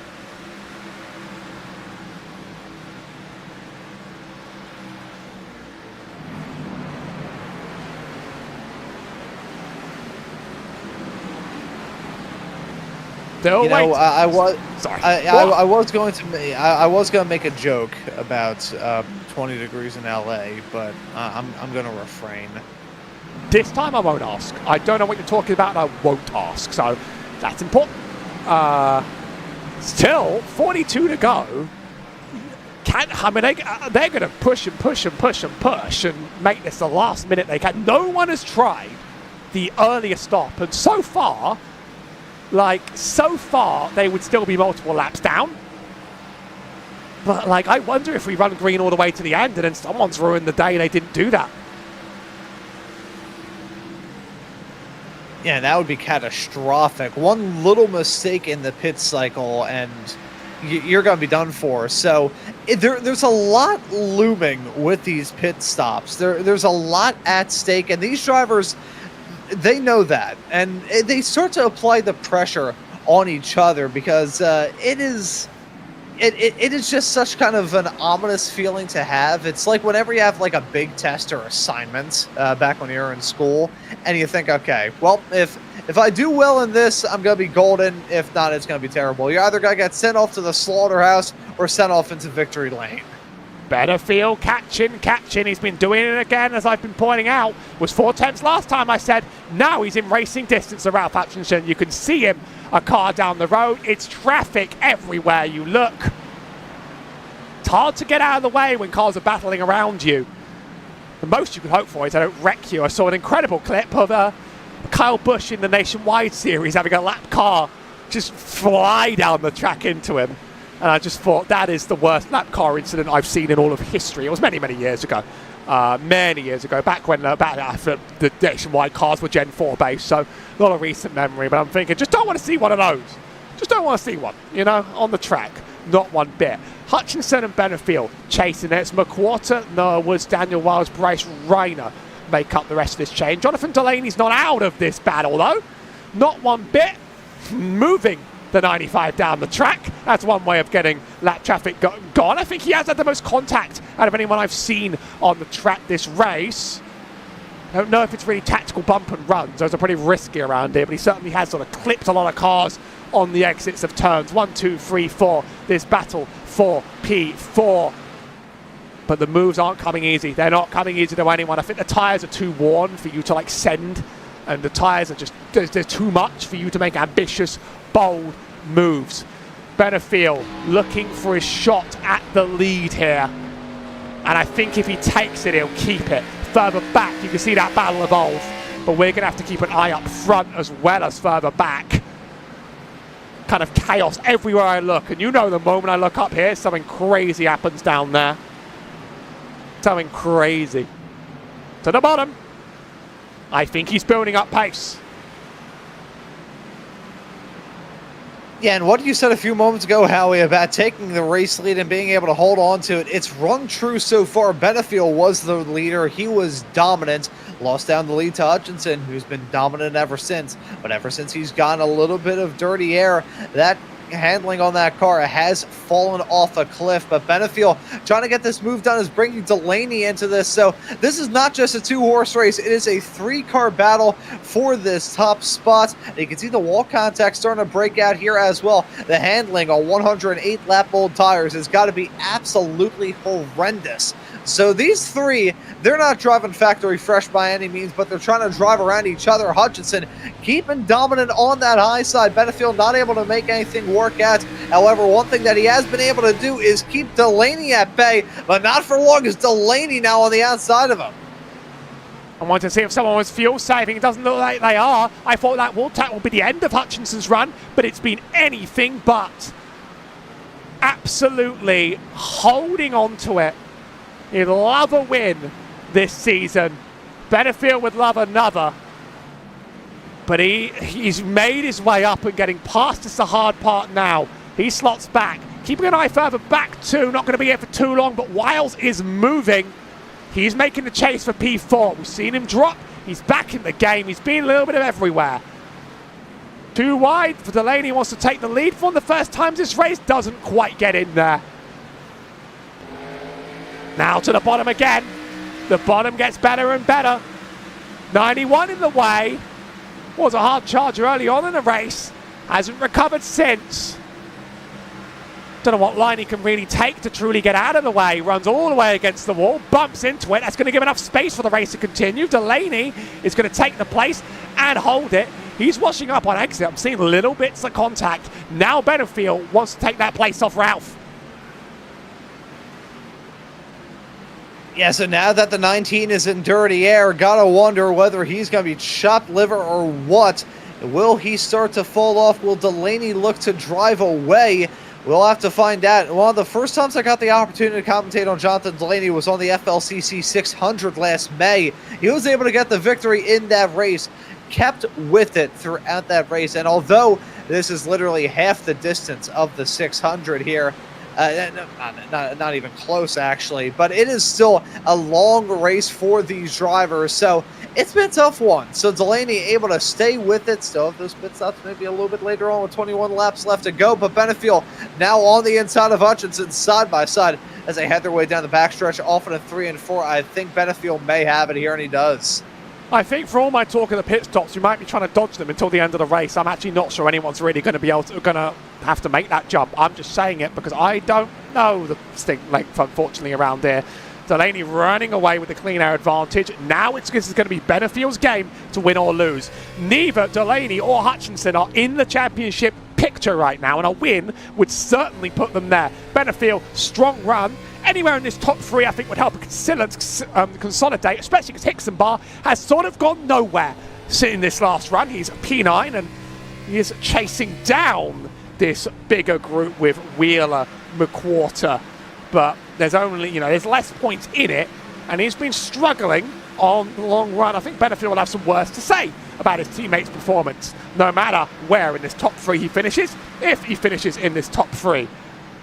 Delaney now, stuck in traffic, actually did make contact with some on the way up and weaves his way through. He has places to be, so does Benefield. Wants to try and stick it 3 wide, doesn't quite have the pace. I think Delaney is going to take a significant advantage from the way he did that. I want to see if what he might have apologized for in the chat. I think he very much pushed through some traffic here. That little bump to the 23 is what it would have been.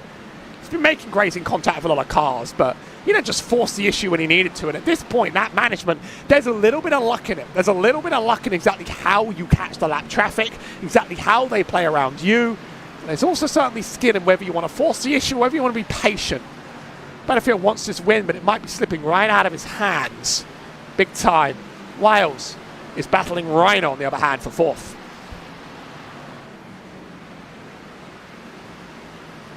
Yeah, and another battle that Wiles has found himself be involved in.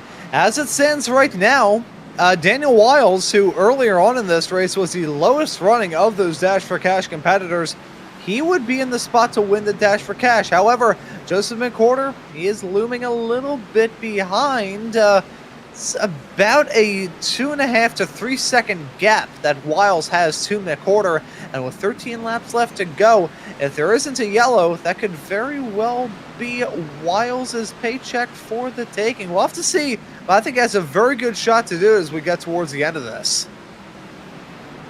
The chase for P7, McWhorter leads over Wheeler and Hixenbar, who are side by side. We're not going to see these pit stops. Apologies to the chat at home, because it turns out we can no stop this whole run. Hixenbar slides, loses a lot of pace. He's now only hanging onto the top 10. Boston Wheeler wants to try and push past McWhorter. Oh, I keep saying that like an American. It's weird. 30 on the top, laps down. More and more cars losing their laps. These lead lap cars have been very, very fast. Still down low. Not quite paying off. It's Bryce Reiner trying to chase down Wiles as well. I think this top two, this whole top three, make it top three. Yes, those are the words I was looking for. Are pretty much locked in unless something crazy happens on the track. And if something crazy happens, you'll be the first to see it. McQuarter makes a big move around lap cars here. Look out for Drew Pearl, though. He's fast.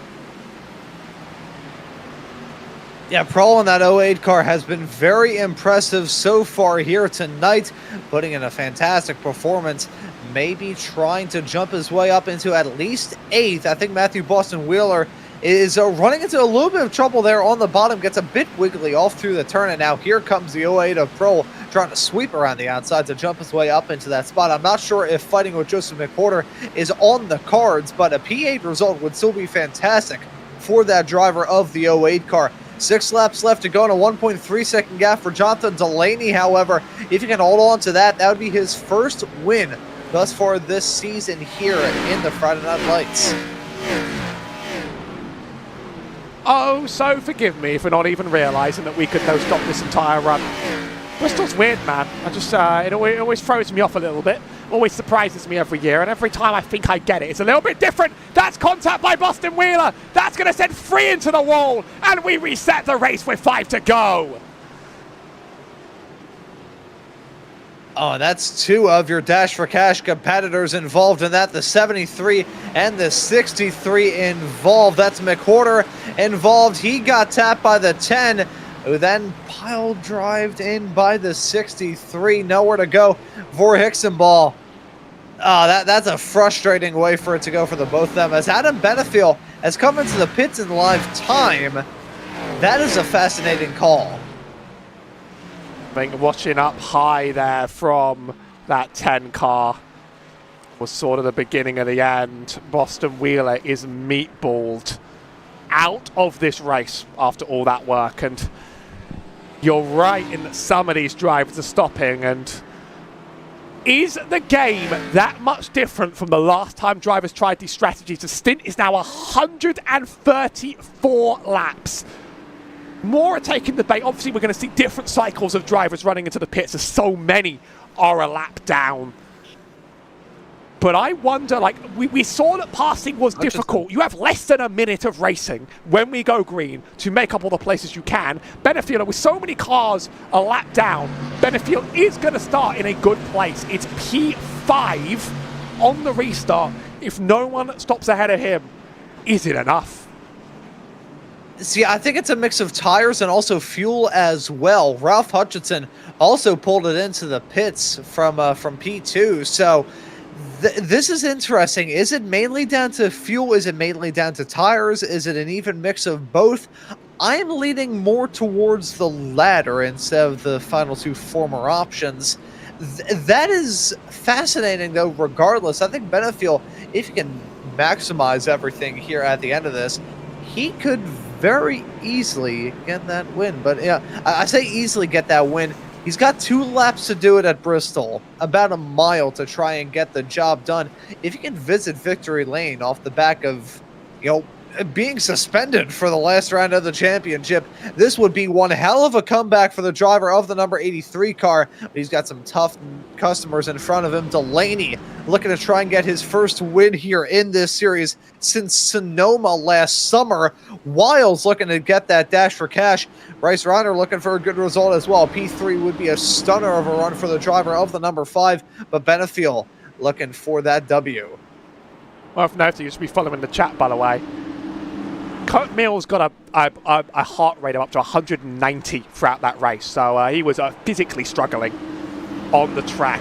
Finksdagen could be his last race in total as a result. Green on the track to finish off. 2 to go. Spun tyres. It is all about the Benefiel game here. Can he force the passes? Hutchinson goes through the middle. We're 3 wide around the 6. 2 drivers on fresh tyres are going to duel to the end. That bottom lane is fast, but that top, I think, might have momentum. We're wrecking in the back. A big wreck. We stay green, and the 19 slides up the track, and that's going to give it to Adam Benefiel. in the last lap with a tremendous gap to take the checkered flag. Delaney! Delaney won! Oh, what? Oh, where What the did we hell did just that do? come from? What I did think we you ran just out do? of... What in the world? What did we What just the do? hell happened there? What? We will ask what happened over the line there, because we will have to ask what happened. I was so confident that he looks like he's slowing. He looks like he's slowing through the turn. Now, a tremendous set of wrecks just kicked off, and let's try and dissect them. Because everything happened further behind while you would try and work out what happened here. Simpson smashes up into the car above, and that's going to be a tremendous wreck. Cars DQ'd, flying everywhere. Arca breaks from the 39, I think, there. Oh my, it just happens everywhere. That is one of the biggest wrecks I've seen here in a while. Adam Benefiel ran out of fuel. That's what I was thinking. That honestly, I was worried about the fuels we got towards the end. I was thinking, okay, that seemed like a somewhat short stop for him. I wonder if he didn't take any... That was, okay, the worst Arca breaks are from the 27. My apologies. Oh. That was, so 22 goes up the track into the OA. The cars are getting DQ left, right, and centre. A little bit, I'm going to say it's a little bit of running through it, but here's the crime. The 23, that's a crime. Yeah, and then we have to look at what happened to, you know, where did Ralph... We're just wrecking, like... This is some crazy wrecking, guys. This is some crazy wrecking. What happened to Ralph Hutchinson up here on the top? He had a sledgehammer shot into the wall. He not only got sideways, he overcorrected into the outside. Adam did have so fuel. Look at this. So we'll work out what happened. We will ask. We will talk. There's probably an answer. That's that wreck. You know, I have a theory as to what that could have been. I think maybe he was under the impression that the yellow would come out. Not usually on the white flag.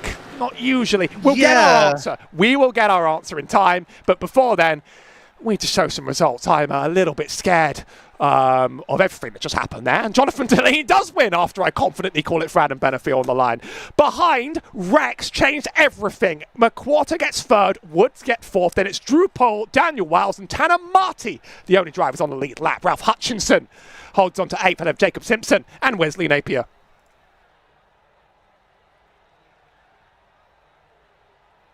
I'll leave the rest for you this time. I won't just rush through it, and then we'll talk. Oh, yeah.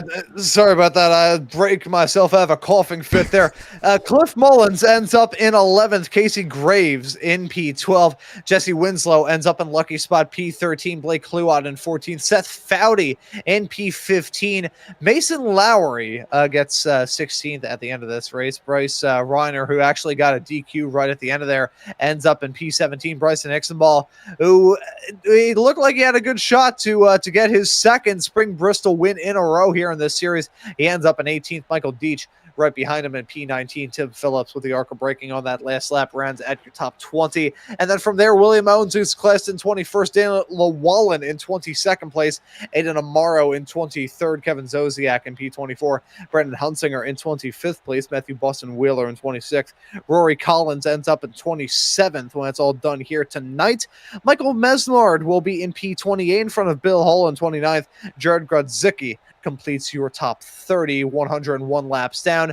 Kirk Mills, who we heard a little bit earlier on, as you mentioned before we got that restart, had some heart issues as we got into this race. Certainly want to wish Kirk well. He'll be back on the call for us here just tomorrow night here on the channel. Hopefully I'll send my well wishes to him momentarily. Kyle Amon in 32nd, Steve Benjamin in 33rd, Hunter Truel in 34th, Ron Von Henschel in P35, and Andrew Dyson completing your field here after an early incident tonight. So this is a job I do know how to do, I promise, and we will talk to the top three, and as I said, we'll find out. Now, I don't want to ask our winner first, because our winner might just go, I don't know what happened. So we'll actually go backwards, third, second, first.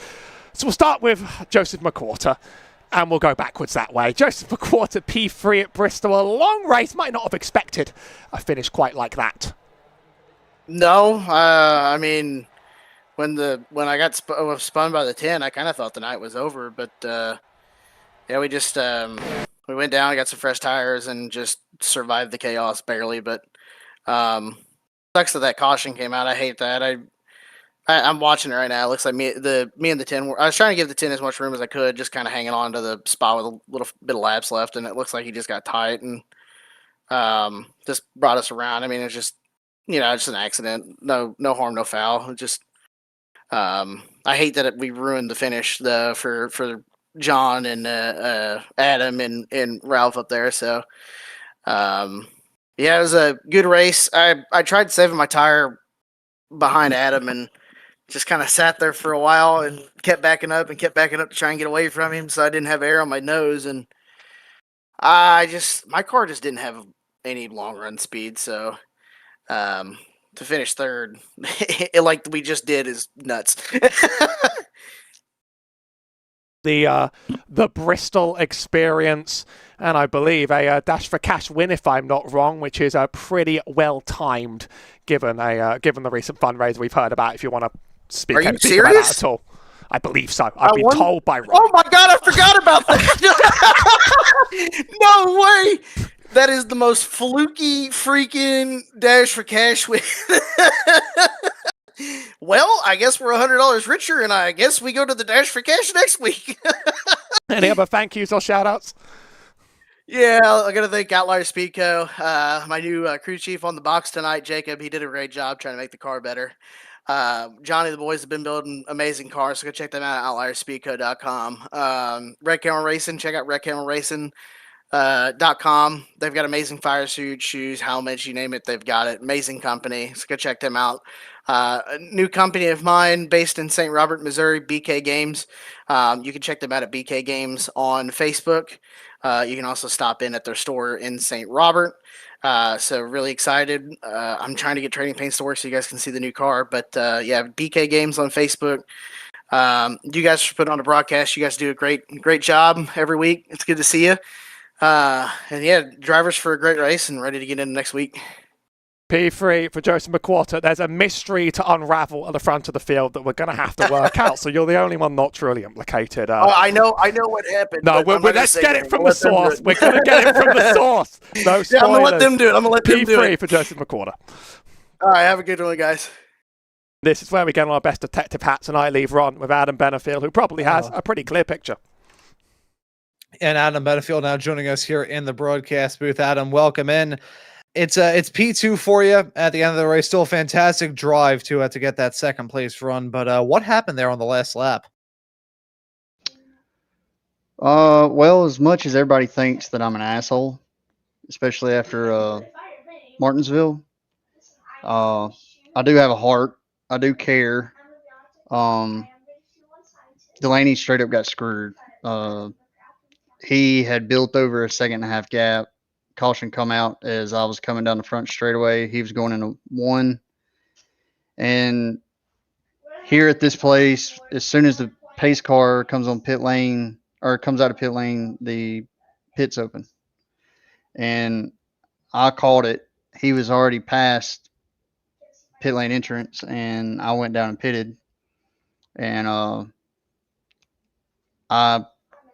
once everything unfolded, I realized where he was. I realized how much of a gap we had to set, or how much of a gap we had to third. And I'm all for winning everything I possibly can. But, when it comes to Delaney and a few others in here, like, we race each other really hard and really clean and respectful. And I want to beat him racing him. I don't want to beat him because he got screwed by the game. So he drove up there. He passed me and Ralph on that long run. He deserved to win the race.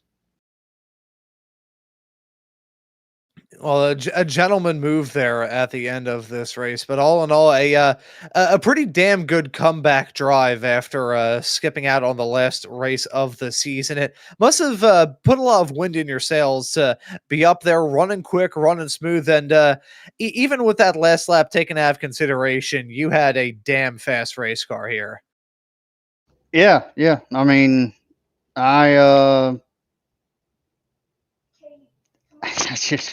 Yeah, I had a good car. We had a good race. Could have been a little bit better. We had problems that we were dealing with, different time of day from B open, so kind of had some splitter issues we were going through.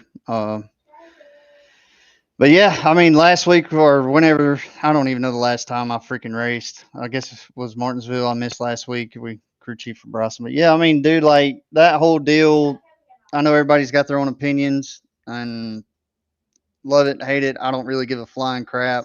I got a certain way that I like to race, and I try to be very respectful.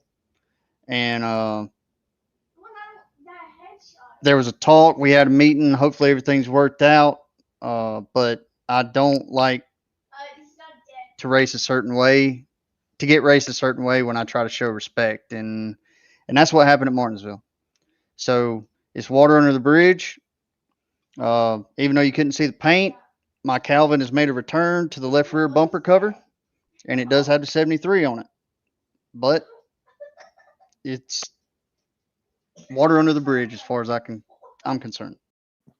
And on the subject of the paint scheme, we tried giving it a reload mid-race, but Trading Paints decided to go out on strike for us at the right time, which led to me comparing Trading Paints to being toilet paper. But either way, Adam, it was nice to see you out there on the racetrack. Nice to see you have a good run here, too. Next time out, though, we're going to be running at the 1.5 miler down there in Kansas. What are your thoughts on there? Yeah, it's a good, track, mile and a half. I don't know. I mean, like I enjoy everything around here besides freaking road courses, but I mean, we got a really good platform to build off of with our mile and a half program. Just consistency is what's going to win a championship this year. So that's what we're doing. I heard y'all said the stats. I mean, we're just trying to build on what we're doing this season. So yeah, I'm glad that they finally put us back in a format where consistency matters. When they announced that they were bringing back the chase format in real life, I knew it was going to have some great effects in real life. I knew it was going to have some great effects here in this series. But Adam, we'll let you give any thank yous or shout outs before we let you go and be excited about being back behind the wheel and getting a good run the process. I'm excited, man. I mean, I got to stay level headed. Last time I come on here, I ended up sitting out a week. So, I didn't even come on here. I'm sorry. Last time I raced, I had to sit out a week. So, you were briefly in here mid race. Yeah, well, I distinctly remember that because I came back after grabbing a glass of water, heard that, and had to mute my microphone. Yeah. But no, everybody at Team Conti Sim Performance. Bobby, Jason, and Bryson for all they do for this league. Everybody that races this league. Yeah, I enjoy it. I really do. My fan club that's always in the chat. They always got my back. So appreciate them. Family, wife, kids that you hear in the background. Yeah, we'll just keep stacking good finishes and we'll be okay. Yeah, consistency mattering a hell of a lot here this season. That's been a good run of form for you so far. Adam, thank you for joining us, and we'll see you next time out at Kansas. See you. And that right there was Adam Benefield. Good sportsmanship at the end of that race. But Howie, I'm going to pass the mic off to you to have a chat with our race winner of Jonathan Delaney. I respect that a lot from Adam. So a very good race, well raced, and he was always a good driver to see on the championship. But here's Jonathan Delaney. We've okay, looks like you are having a default paint for your incredible interview time at the end. We tried refreshing one more time, and it's all gone terribly wrong. Well, we've talked about the last lap with Adam. Let's talk about the whole race. It was a very, very long one, and you were always up there and in it. Yeah, it was a good race. Kind of able to move around a little bit, not too much, but just enough to make it a little racy. Just fun. We very limited on tires, so had to be very mindful of that. Luckily, wasn't too bad with the cautions. I really enjoyed that long green flag around there towards the end. But yeah, it was a good race. I was not looking forward to that caution there with 5 or 6 to go or however it was. But yeah, I kind of just caution came out, and when the caution came out, I was kind of unable to pit where the pace car came out and where I was on track. So it kind of left me in a little bit of bind and out on 80 or however many lap tires, which was not ideal compared to everyone else behind me who was able to pit. So yeah, it was kind of unfortunate, and that restart there at the end, and shout out to Adam. He didn't have to do that, but let me by. But good sportsmanship from him. But he should have won that race. But yeah, I enjoyed it. Enjoyed running last week too. It was fun at Rockingham. So yeah, this car's pretty fun. Say the finish puts you in the points game now. How are you feeling about Kansas? Yeah, I don't know. Not sure if I'll be able to race it or not, but I just kind of do these races for fun. My main goal and focus is the races tomorrow night on Saturdays in the Cup car. But the more that I run these races, the more I enjoy them, and maybe I'll start running more races if possible. And yeah, Kansas, hopefully it'll be pretty racy. The groove kind of moves around a lot. You can run pretty much anywhere as long as you set your car up for it. Bottom all the way up to the wall. So should be fun. You just got to try and get the clean air. That's kind of the main goal on those 1.5 miles, is just keeping clean air, getting your nose in clean air, and running where nobody else is, and making sure your car's set up for it. So any other thank yous or shout outs after this race win? We might actually get your paint working on screen. It's all gone terribly wrong. I'd love to see it during the interview. Thank you, trading paints. But I'm trying my best for Adam here. But any other thank yous or shout outs for after your win? Just shout out to everyone who puts this lead together. Bryson, Bobby, Jason, all those guys. Shout out to those guys. Shout out to everyone who raced tonight. And shout out to Maconi Setup Shop. I had 20 laps of practice and ran the B Open Maconi setup, and came out here and did pretty good. So yeah, that's all I got. Once again, just shout out to Adam for what he did. Didn't have to do it, but it was good sportsmanship from him. So that's all I got. Thank you guys for broadcasting, and we guys see you around. That's our P1 finisher, Jonathan Delaney, and I've done it all. We're giving Adam one more chance. That is how it was meant to look. I'm sorry, software is hard. We do everything we can, and sometimes it doesn't quite show up right. There's the 83 in all of its glory, and that is going to mark the end of a race that I think had a little bit of everything everywhere you looked. Yeah, that it did. We had our sprinkling of chaos, our sprinkling of maybe a little bit of beef going on there, a little bit of drama towards the end, a lot of drama as we came towards the stripe, which ended up just being some good sportsmanship.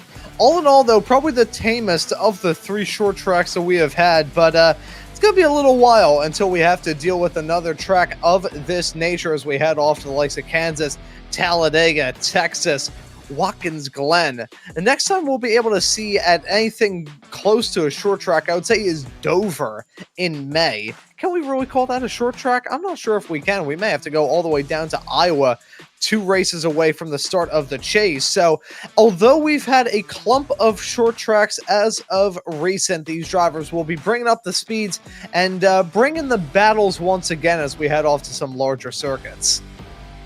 Fun day on the track. The season rolls on, and this time, starting time tomorrow, the Cup drivers, including many you've seen today, will rock on the track. So keep an eye out. The season certainly roll on. Had fun though here. Howie Burrows alongside Ron Mons wishing you a very, very good Friday night.